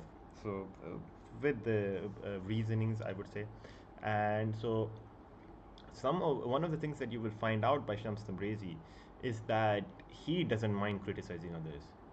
So he criticizes almost everybody in this book. So he criticizes Fakhruddin al-Razi, he criticizes Ibn Arabi, he criticizes Abu Yazid al-Bistami, he criticizes, the most harsh he is against Mansur al-Halaj. So like one of the things that many people encounter when they come into Sufism is that some of the statements are just out there, right? So the statements are way too, let's say, shady. Well, you're not the only one who feels that. Shams Tabrizi feels the same as you. So the first question that he asked Rumi when he met Rumi was that he said, how is it that Abu Yazid al-Bistami said, "Glory be to me, and there is none in this cloak except me," whereas Muhammad sallallahu alaihi wasallam only ever said, "I am a servant of God." So when he asked that question to Rumi, Rumi instantly entered a hal, so a spiritual state, due to that question. And so he hated such statements. So he considered such statements to be of lower levels. So the only reason a person says something like this is because he has not attained higher stations, at least for Shams Tabrizi. And he also considers it a form of not following Rasulullah sallallahu alaihi wasallam. And so he's a Shafi. He's very, let's say, fiery. So then we have this Symposium, Plato. Then we have the Dialogues of Plato. Then we have Beyond Good and Evil by Nietzsche. Then we have The Metamorphosis by Frank Kafka. Then we have Lost Islamic History. This is also a pretty good book, so you should definitely give it a read. And just gonna speed run through the rest of these. Bro, like, why have these books gotten dirty? I think I need to clean them up. Some of them have gotten dirty, not all. Okay, so what else do we have over here? So we have the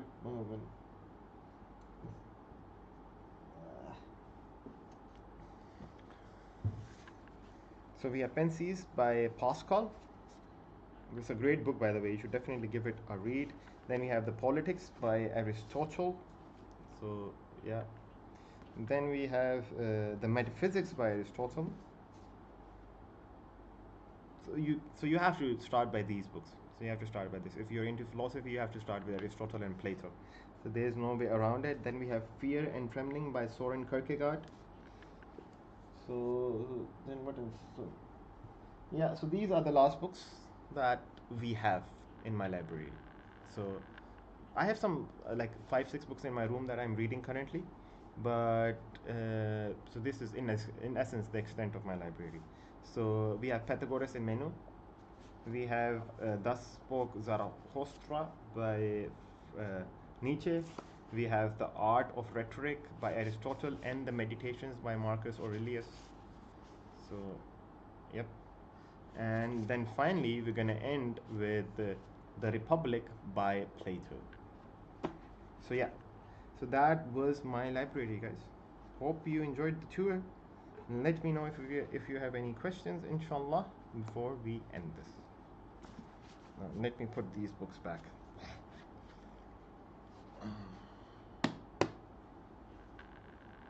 So, Rumi was Maturidi.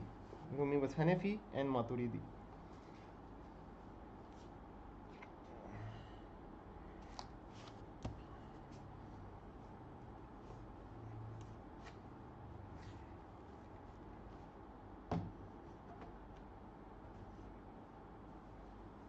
So let me know, guys, if you have any questions. So the tour of the library is complete. Alhamdulillah. Yeah, radical separation of powers. So I have a PDF of it, but I haven't gotten around to reading it yet. I'm still reading a few books, and I'm gonna read them to at least like halfway through before I move on to something else. So that's at least what I want to do. Right? So yeah.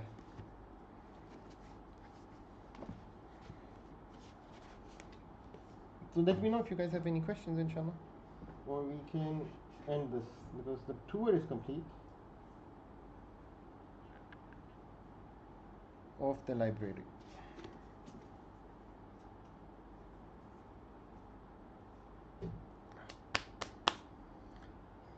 Okay, Bismillah. Do you agree the so-called closing of the gates of Ijtihad, Khalaq, was to do with deterioration rather than the misperception that there is no points of no to enough to discuss? So, I do not believe that the gates of Ijtihad are closed. So, I think that we must stop thinking in such ways. So, new issues of law are arising every single day. So, for example, what's Islam's view on data law, for example? What's Islam's view on intellectual property law? So, one way of Ijtihad is just right there by Taqi Uthmani, right? Done on Islamic finance. It's a matter of Ijtihad. If someone said that it couldn't be done, then no one would be doing it, right? And so I think many times what individuals, so main points of law obviously can't be redetermined unless some person becomes a mujtahid mutlaq. So, but ijtihad in certain matters of Islam can never be closed. To close the doors of ijtihad is to make yourself slaves of Western law. So, I mean, because that law covers it. So, what will you do then? Will you refer to their law? Or would you refer to ulama who have no expertise in certain matters, giving fatwa that make no sense? So you have to encourage ijtihad. Otherwise, you would acquiesce to the Western system, which is what you have done so far, right?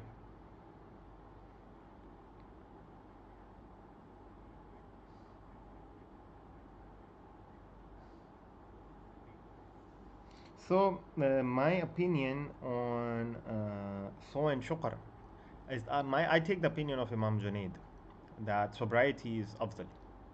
Now, that's also the opinion that Shams Tabrizi does in Rumi and Me. So, he says that if a person says that drunkenness, or let's say intoxication in the shukr sense, is a higher station, then Muhammad sallallahu alaihi wasallam was the furthest thing from intoxication, right? So, are they claiming that the Prophet ﷺ never experienced something that is the highest station, or that he remained in a lower station for the vast majority of his life? Right? That would be stupidity. So, Rasulullah ﷺ was the furthest thing from intoxication, and Shams has the same view that people who prefer intoxication are people of lower stations. So I'm not saying that. That's what Shams Tabrizi says, and that's also the opinion of Imam Junaid. That's also the opinion of Abu Hamid al-Ghazali. So that's the opinion that I favor. And yeah, so I think that sobriety is afzal to shukr. That is my view on the matter. Nowadays are a little Christian in their thoughts, especially when it comes to intimacy and such stuff. Yep, I do believe so. I think that we have taken aboard many Christian beliefs, right? So some of the beliefs that we have taken on, especially in terms of one of the things that you mentioned is sexual intimacy. So the Christians find sexual intimacy to be disgusting. The only reason that they allow it is for reproduction. Now I'm not going to go into details because there are sisters over here, but I've done an well, not an article. I've done a post on my Instagram defending the Islamic view on intimacy, and arguing that the only true, let's say, physical expression of spiritual union between the spouses is sexual intimacy. So, and the thing with the Christian and the way that the Muslims find these to be taboo topics is largely due to Christian, let's say, influences. So, Imam Suyuti wrote an entire book on sexual intimacy. So, it's a very explicit book, by the way, extremely explicit book, but he wrote it. Why? Because it was seen as a science. So the book actually has shara. So the book has commentary, and I've actually read the book in Arabic, and because I was interested in like what does the Imam have to say, and but yeah, so it has shara and it's an entire science of sexual intimacy. So it's one of the alum, like literally, not figuratively, and so yeah, we have a very Christian view on sexual intimacy. We have a very Christian view on like separation of church and state. So we do the reason that the Christians had the separation of church and state is because they had rejected the Jewish law, right? They had no legal system, they had no jurisprudence, and they had acquiesced to the Roman Empire. So they were in essence a Roman, like I don't want to perhaps go too far, but they were in essence like a Roman philosophy influenced cult, right? And so they had, and the way that they gained favor was through submission to the Romans. Whereas Islam gained uh, favor in the world, or let's say Islam gained dominion by relying solely upon God and fighting in His cause. That's how we attain domination, right? And dominion. So it's very different histories, very different viewpoints. We are not Christians, right? So one other things that we have taken from the Christians is we have this idea of an extremely, so Allah is obviously loving towards human beings, but we have an idea that Allah subhanahu wa ta'ala only loves human beings, right? That His love is unconditional. No Muslim ever believed that Allah subhanahu wa ta'ala's love is unconditional. The Quran is filled with Allah subhanahu wa ta'ala naming individual that He hates. So Allah subhanahu wa ta'ala does not like the unjust. Allah does not like, so the word light can be exchanged with hate. So Allah hates the unjust. Allah hates those who backbite. Allah hates the liars. Allah hates the transgressors, and so on and so forth.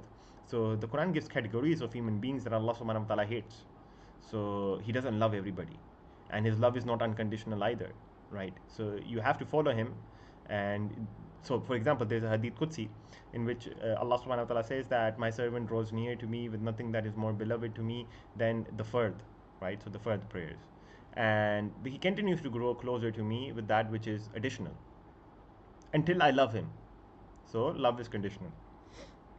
So, and this is why the Christians, they always fall into the problem of evil, because they believe that God owes us something, whereas the Muslims never believe that God owes us anything.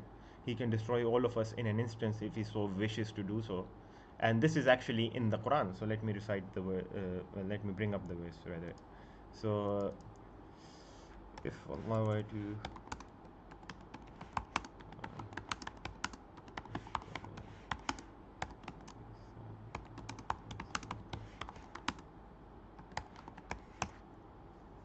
so wait, let me bring out the verse.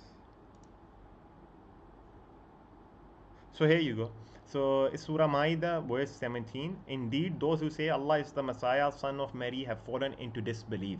Say, O Prophet, who has the power to prevent Allah if He chose to destroy the Messiah, son of Mary, His mother, and everyone in the world all together.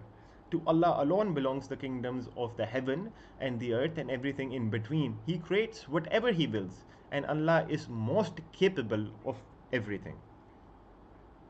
So yeah.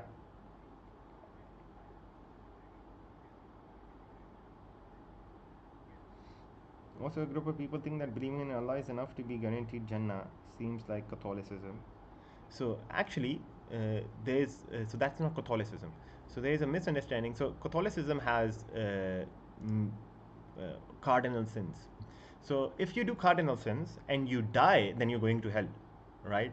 So the belief that you just believe in Jesus and you're saved, that's a Protestant belief. That's not a Catholic belief. So Catholics are actually even more stern than us when it comes to major sins. So for them, so they are almost like Mu'tazila, right? So if you commit a major sin and you haven't, let's say, done a confession before you die, you're going to hell. That's the Catholic belief. So they are very close to Mu'tazila in their understanding of sin. But we have taken from the Protestants in this, because they believe that you just believe Jesus died for your sin and you're saved, which is a ridiculous notion to hold. But yes, that is what they hold. And actually, Catholics have written refutations of this. So it's not a Catholic belief; it's a Protestant belief. So yeah, inshallah, I might do like a documentary on Abdul Qadir al-Jilani. So I haven't read his works. So, but that might become, let's say, an excuse for me to read his works, inshallah. So I might do a documentary on him.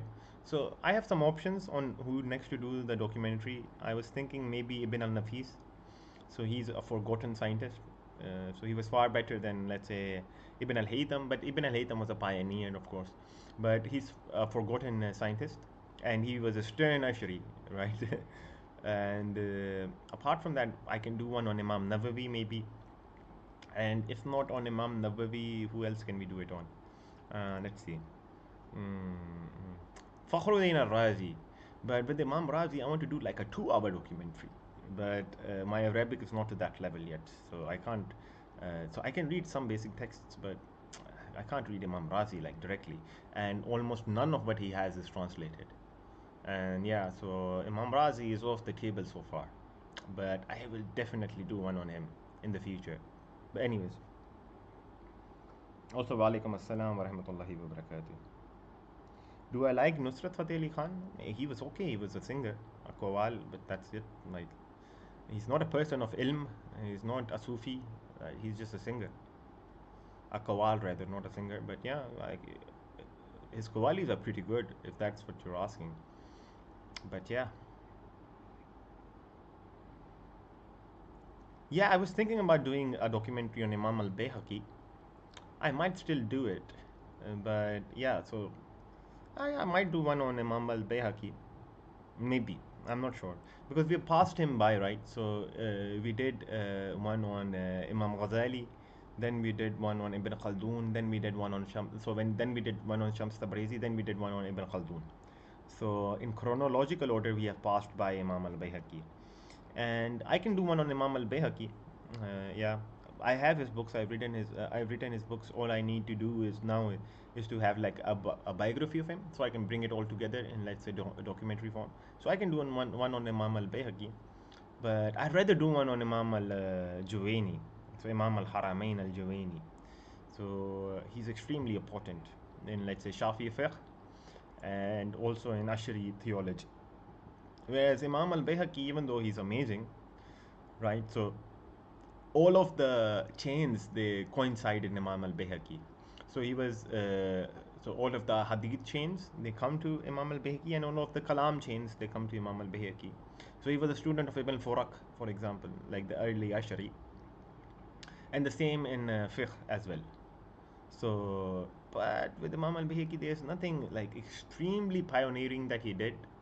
So, yeah, but maybe because his station in the Shafi fiqh and in hadith is so high that I might just do one on him.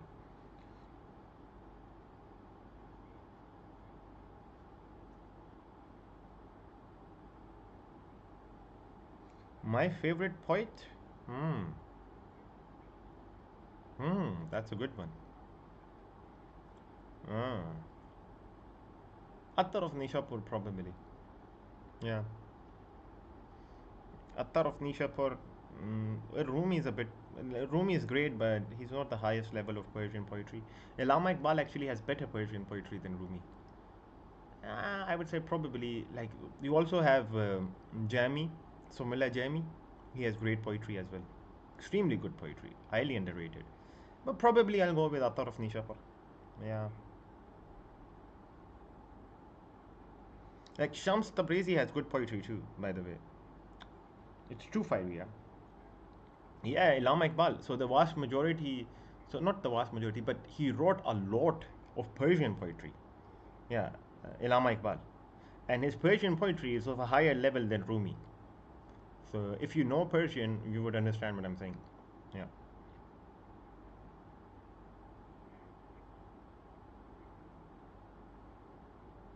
So just taking like Akhi just taking like sayings of Sufis and converting it to a Qawwali doesn't make you a Sufi.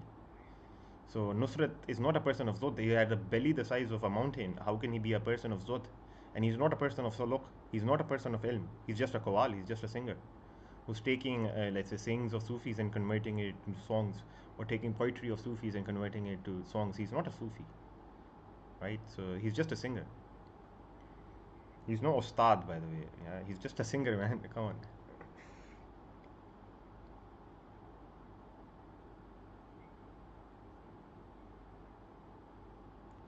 So does Sheikh Al-Atas have some sort of intellectual successor?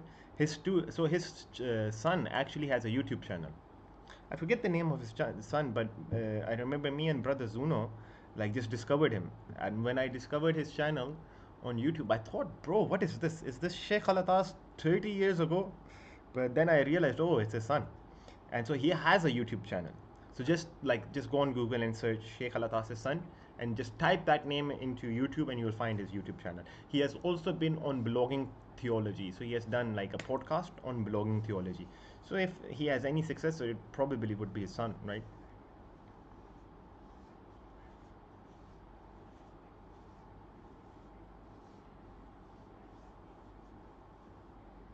So I've read, so like my Arabic is not the greatest. So I've read some Jahili poetry, but not a lot, very few. So yeah, so, but yeah, there is some hikmah in Jahili poetry. So, for example, there's a saying from Rasulullah sallallahu alaihi wasallam. So that he says that no truer words have been spoken except by the Arab poet Labid, I believe his name was, which is that everything apart from Allah is in vain. So quoting the poetry. So yeah.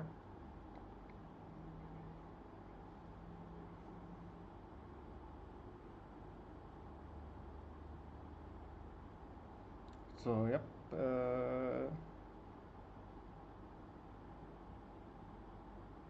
Any other questions, guys? How long have you been? Almost 2 hours. Come, oh my God. Yeah, Sayyid Ali Tawfiq Al Atas. Yeah, he has a very deep voice. Yeah. Almost looks like his father 30 years ago. And by the way, I have like a video coming up on Sheikh Alatas, like I believe in a week. So yeah, stay tuned for that.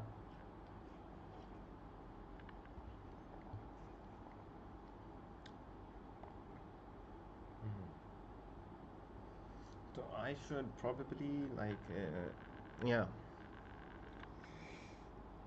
Have you heard of the lecture? Yeah, I've heard a couple of lectures of Ahmed Javed. Yeah, I really like it. Yep. So one of the things I remember hearing from him recently is that he was talking about the verse that what's the verse? Allah does not burden a soul beyond what it can bear. And the interpretation that he gave of the verse, which I found very interesting, was that he said that it is only talking about religious obligation. So Allah does not give you a command that you can't bear. It's not talking about the sufferings of life, according to him anyway. But I found that to be a very interesting interpretation. But yeah, he's great. Like the way that he speaks is proper comportment, right? He's very soft, well spoken and soft spoken as well. So I really do like his videos, but I haven't watched a lot of him, like just two, three videos. So the person that I love hearing online in terms of like lectures. So I actually like binge watched one day like 12 hours of lectures by Jonathan Brown, right? So yeah, I really love hearing him speak. So he knows how to speak. He keeps it entertaining. So I really like his lectures of Jonathan Brown. But apart from that, no, I don't really hear a lot of lectures online. Yeah, very few. It's only if I'm like left binge watching something. Yeah.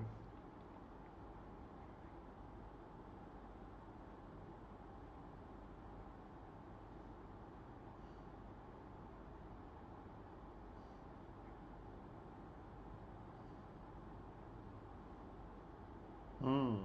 Yeah, the poetry is very good. Al-Qasis, yeah. MashaAllah, it's nice.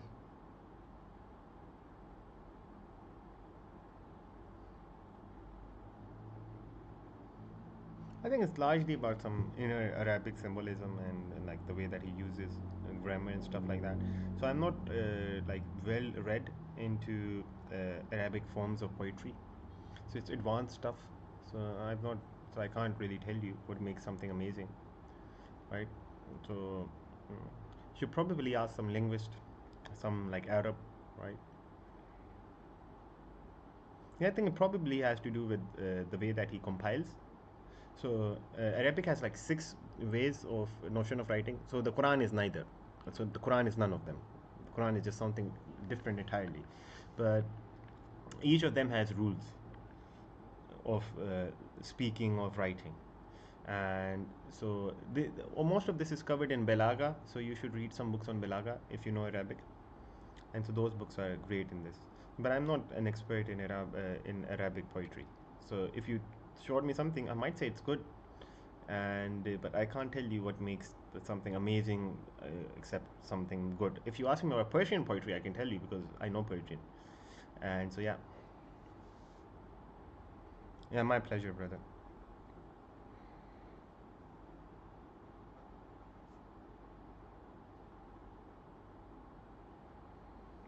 So yeah, I think how much time has we passed? Like 2 hours? Yeah, 2 hours, 2 minutes. Now, this is a lot. So I can read about four languages. So because Urdu, Punjabi are like completely almost the same. So I can understand and read and speak Urdu and Punjabi, right? Because I am Punjabi myself, right? So that's my mother tongue, Punjabi and Urdu. So Urdu is like the official tongue in Pakistan. So Punjabi, Urdu, and then obviously English. Then you have Farsi, so I can both read. I'm not a good speaker of Farsi because I have no practice. There's nobody who knows Farsi over here, so most of it is just spent reading. But I can probably speak some of it. So Farsi, and then I can read some Arabic and speak some Arabic, and also some German. But I'm very novice in German. So yeah, these five languages. I also want to add to this. So German is so obviously I'm gonna do German to such an extent that I can speak it and write it to some capacity. Let's say intermediary capacity. I also want to learn Turkish because Turkish is amazing if you want to let's say read about Ottoman literature, right? So Turkish and I don't know maybe Greek, but that's long away. Yeah.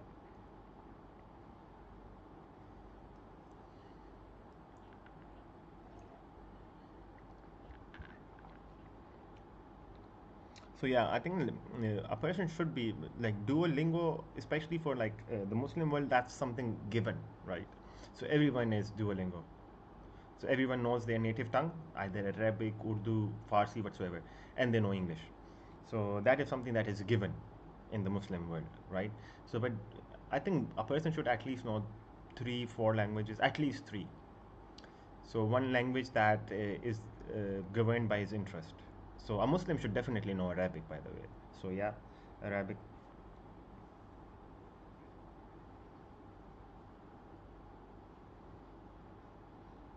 So tu man shudi, man tu shudi.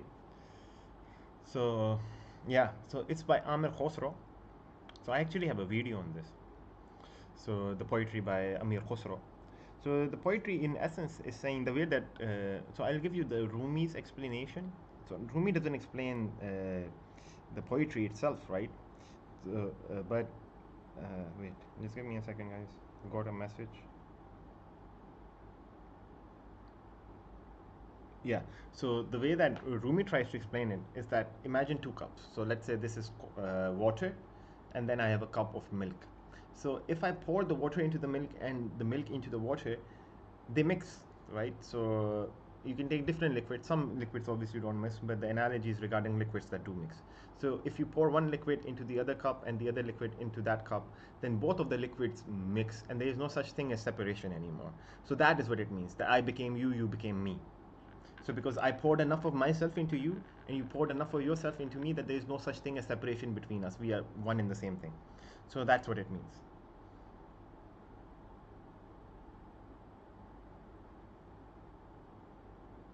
quite beautiful actually. Yeah. So Farsi is actually an extremely uh, basic language. So Farsi grammar is almost nothing. So if you spend like a month, you would learn Farsi grammar for a month, and then the only thing you will have left to do is to learn vocabulary. That's it. So Farsi grammar is extremely simple, right? So Farsi doesn't have genders, so that's one thing. So in Arabic, like one of the basic hectic things is everything has gender, right? But Farsi has no gender, so nothing has a gender. You find it from the context if something has gender or not, if it's talking about a female or a male, right? And so, and it also is it's very easy to make things plural, right, versus singular. So it's extremely easy. And yeah, so Farsi is an extremely easy language. So you just need to learn grammar, which it takes about a month, and then you just expand your vocabulary. That's it. So even though my Farsi is rusty now, but when I learned it, when I learned the grammar for a month, after another month of like vocabulary practice, I was able to read the Matanavi of Rumi. So, 2 months you can read the Matanavi of Rumi. So, I mean, there is no other language that is more simpler than that. So, Arabic is the opposite. Arabic is an extremely difficult language, especially in the grammar. So, but one good thing about it is that Arabic is an extremely rational language. So, it's called a mantiki language, so a logical language. And so, if you read formal logic and if you learn Arabic grammar, they're in essence the same thing. So, yeah.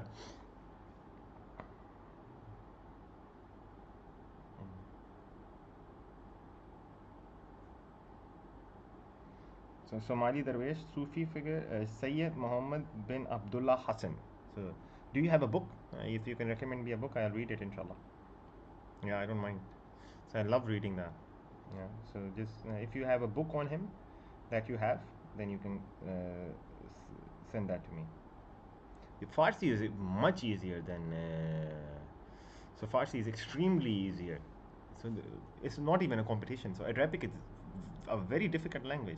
So the way that Arabic has been made easy for the Ummah is that if you're learning Arabic from speaking, then it's easy. So because obviously if you speak Urdu and stuff like that, so Arabic is very easy. The Quran is easy to memorize. Like this is from the mercy of Allah, right? He has made the language easy to memorize. But if you're getting into, let's say, uh, grammar, then it's extremely difficult. So it takes years to master Arabic. You can't do it in a few months. It's not possible. So you can learn to speak in a few months, the basic stuff, basic conversation by repetition. And this is usually what occurs when people go to like Arabia. So they just learn to speak because everyone speaks it. And so that's not that difficult. But what's extremely difficult is to master Arabic in grammar, right? So it's extremely difficult. And also how to, so what's the wazn of a word, right? How do you derive the root from it, right? So all of this, it's not that as well. It's not extremely difficult, but it is difficult. It takes time. And Arabic vocabulary is extremely vast as well. So Farsi doesn't have a very vast vocabulary, right? So, but the vocabulary of Arabic is extremely vast.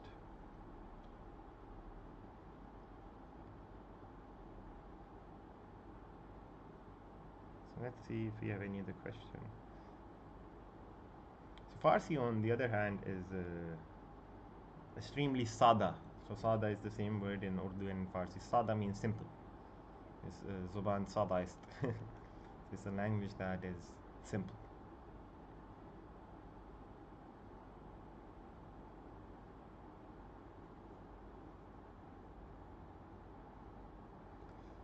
Is Be'er Khudi another way of expressing fana? No, I don't believe so.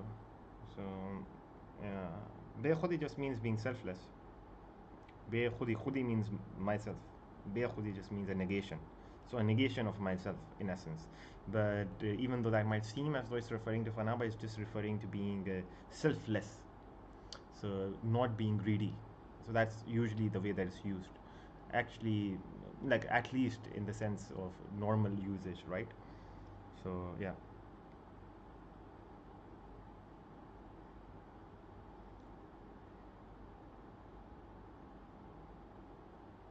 if you can speak Fusha, then like you're done. Like you've done classical Arabic. So yeah. So it's a huge flex to if you can speak Fusha. Like if you can write it, understand it, it's a huge flex. So most Arabs like they don't really understand Arabic. So I think it might come as like a surprise to many people from Pakistan. They think that every Arab is, oh my God, mashallah, he knows Arabic. There's a huge difference between the Arabic that he speaks and the Arabic that was used by the ulama and the Arabic of the Quran. So the Arabic of the Quran is just a different level completely, and the Arabic of classical scholarship is similarly a different level. And so the knowledge of it is very different to just Arabic being your mother tongue, right?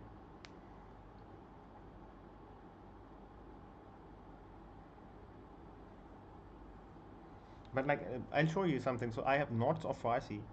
So these are the notes that I learned Farsi with.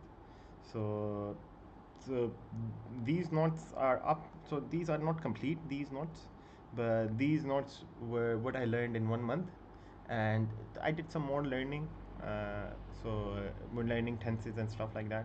But this is the extent of how much you need to learn Farsi. So like these so yes, Persian, and so this is it. This is it. That's it. So that's how much you need to learn Persian. So then most of it is just extended your vocabulary, right? So yeah, Persian is very. So I was actually able to like make a verse of poetry in like a line of poetry after like a few days. So like the line of poetry I came up with is Chashma tu zindagi giriftand. So which means that your eyes have taken a hold, or like grift means like conquered or put in jail or constricted my life. So that's yeah, one line poetry after like knowing Farsi for 2 days, which is pretty good, I must say. So I don't know if my ancestors did or not. So my dad doesn't know Farsi. So yeah, but probably someone knew it, right? So I'm Punjabi. So my ancestors for the past like 5 6 centuries are Punjabi. So I have a lineage, what you call it, a tree. So a shajara nasal, I believe that's what you call it. So I have a tree of lineage that's like 5 600 years old. All of them were Punjabi. So I don't know if they ever spoke Farsi. Maybe some of them did. Maybe they didn't. I don't know. But I there was a lot of lawyers in my family. So like legal experts. So maybe they did. Allahu alam.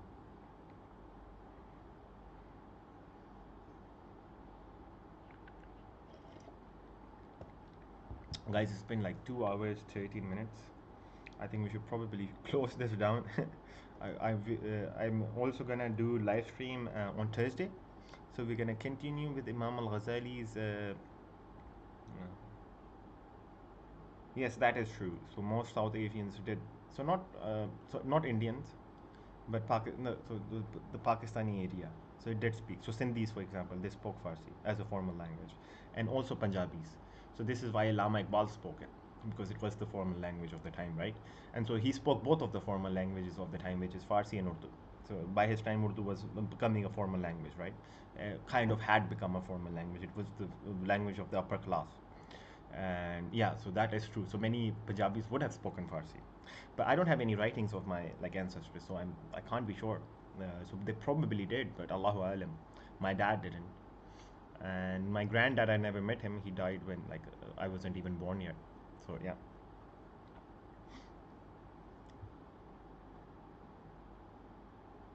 So yeah, so Thursday, 10 a.m. guys, we're gonna continue with Imam al-Ghazali's book on the 99 names of Allah. But it's been such a long stream, so you guys should allow me to bounce, inshallah. So, alhamdulillah, we have gone. Ibn Khaldun's book is a very easy read. There's nothing complex about it. Just wait, let me. So I did the documentary on Ibn Khaldun, right? And so you can see this. Nothing. So it's 6 chapters. So before that, he gives his historical method. After that, was about to fold the books. So, So after that, he gives like his basic definition of civilization. Then in chapter two, he goes into asabiya, which is his theory on group identity. Then he goes into the specifics of dynasties. Then chapter four and five has his economics and his political theory. Then chapter six has his elucidations on the sciences. So, so yeah, it's pretty basic stuff. So, but his theories are very good. So that's why he's such a, obviously he's Ibn Khaldun. But it's not a tough read. It's an easy read, to be honest. So, wa alaikum, sister. Wa alaikum. Jazakallah khair for you guys to join.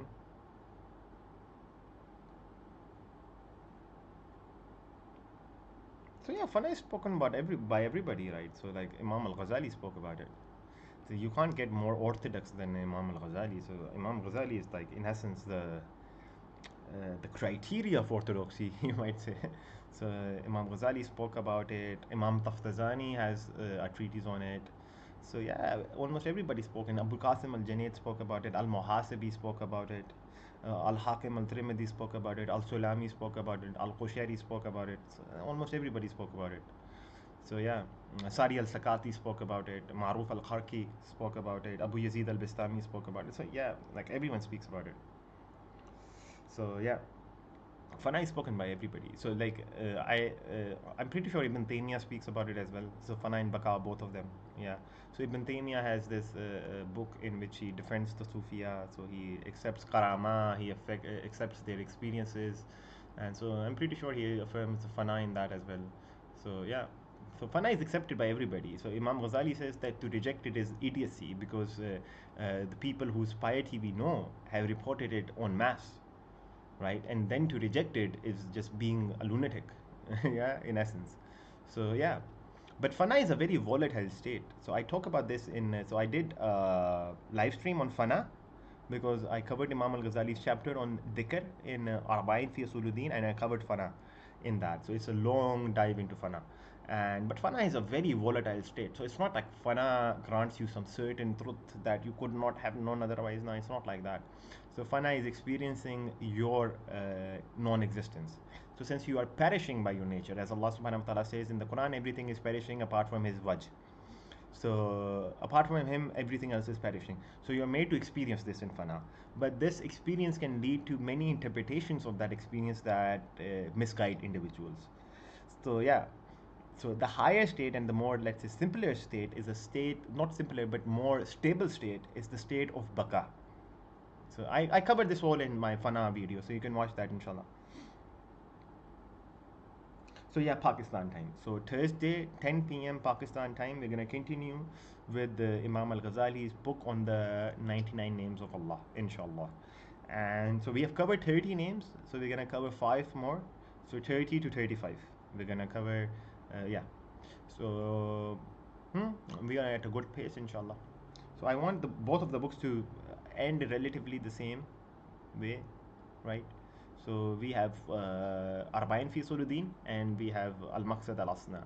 So after these two books end, then we can move on to some other books that we can live stream about. So one of the books that I really want to live stream about is Imam Al Ghazali's Dhikr Al Maut from Ihya Ulumuddin. So it should be, no, it's not over. Yeah, you see that book? This one. Wait, let me bring it out, show it to you. So this book. So after we've done with like one of the two books, so Maqsad al-Asna or Arba'in fi Suluddin, we're gonna replace it with this book. Or actually, we can do it with this, or we can do it with Riyadat al-Nafs. So, yeah.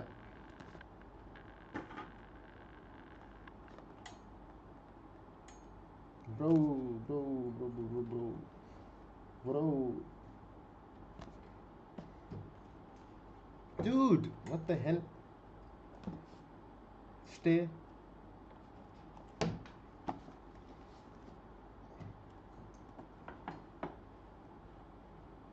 Ah. Okay, yes, I read about Sheikh Abdul Qadir's intense experience in his younger days, wherein they would even call him Majnoon until he overcame the volatile state. Yeah, Fana is a very volatile state. Very volatile. So the goal of Fana is to pass beyond it. So Imam al-Ghazali actually writes that a person should never interpret Fana because the only thing he's experiencing is his own perishing. So the only, let's say, conclusion that he would arrive at, if he did not know that there was a station beyond this, is the interpretation of the Buddhist, which is that the very I that I am is an illusion. So that's the only conclusion that he would arrive at if he doesn't know that there is a state higher to this, that after perishing, Allah also recreates, which is called baka, right? So Shaykh Al-Atas actually says that it's occasionalism in essence. So Allah subhanahu wa ta'ala destroys and recreates, right? So when he destroys, that's what we call, an experience of that is what we call fana, and when he recreates, an experience of that is what we call baka. So that's the interpretation of Naqib Al-Atas. So he gives this interpretation, and so we covered this book, the Prolegomena to the Metaphysics of Islam, right? So, but you should go watch my video, my live stream on Fana. So it's the last live stream I did, right? And you should go and watch that. I cover it in far more detail over there, right? Inshallah.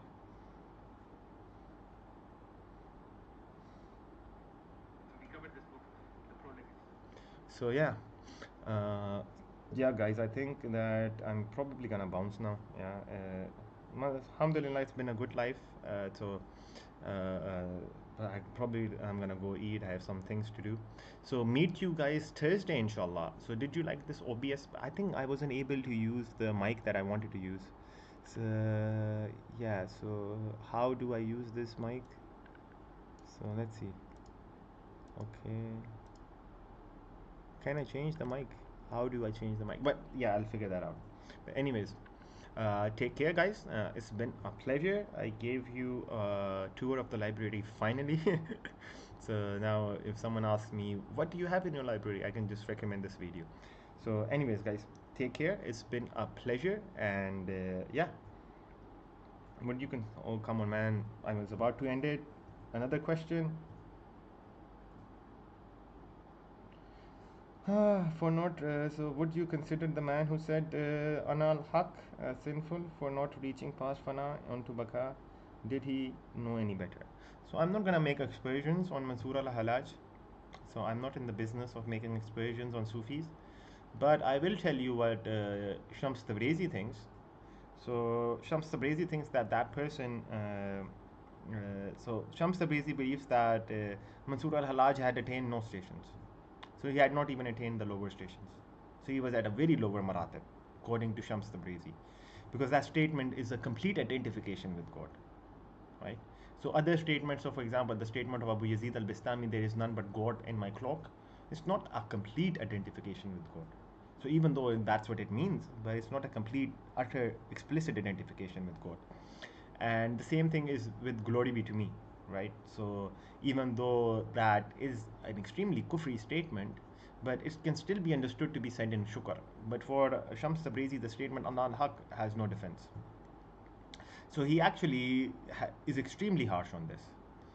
So he uses terms that I don't want to use, right? So obviously I can't use, he's a Sufi, he can say whatever he wants, I can't say that.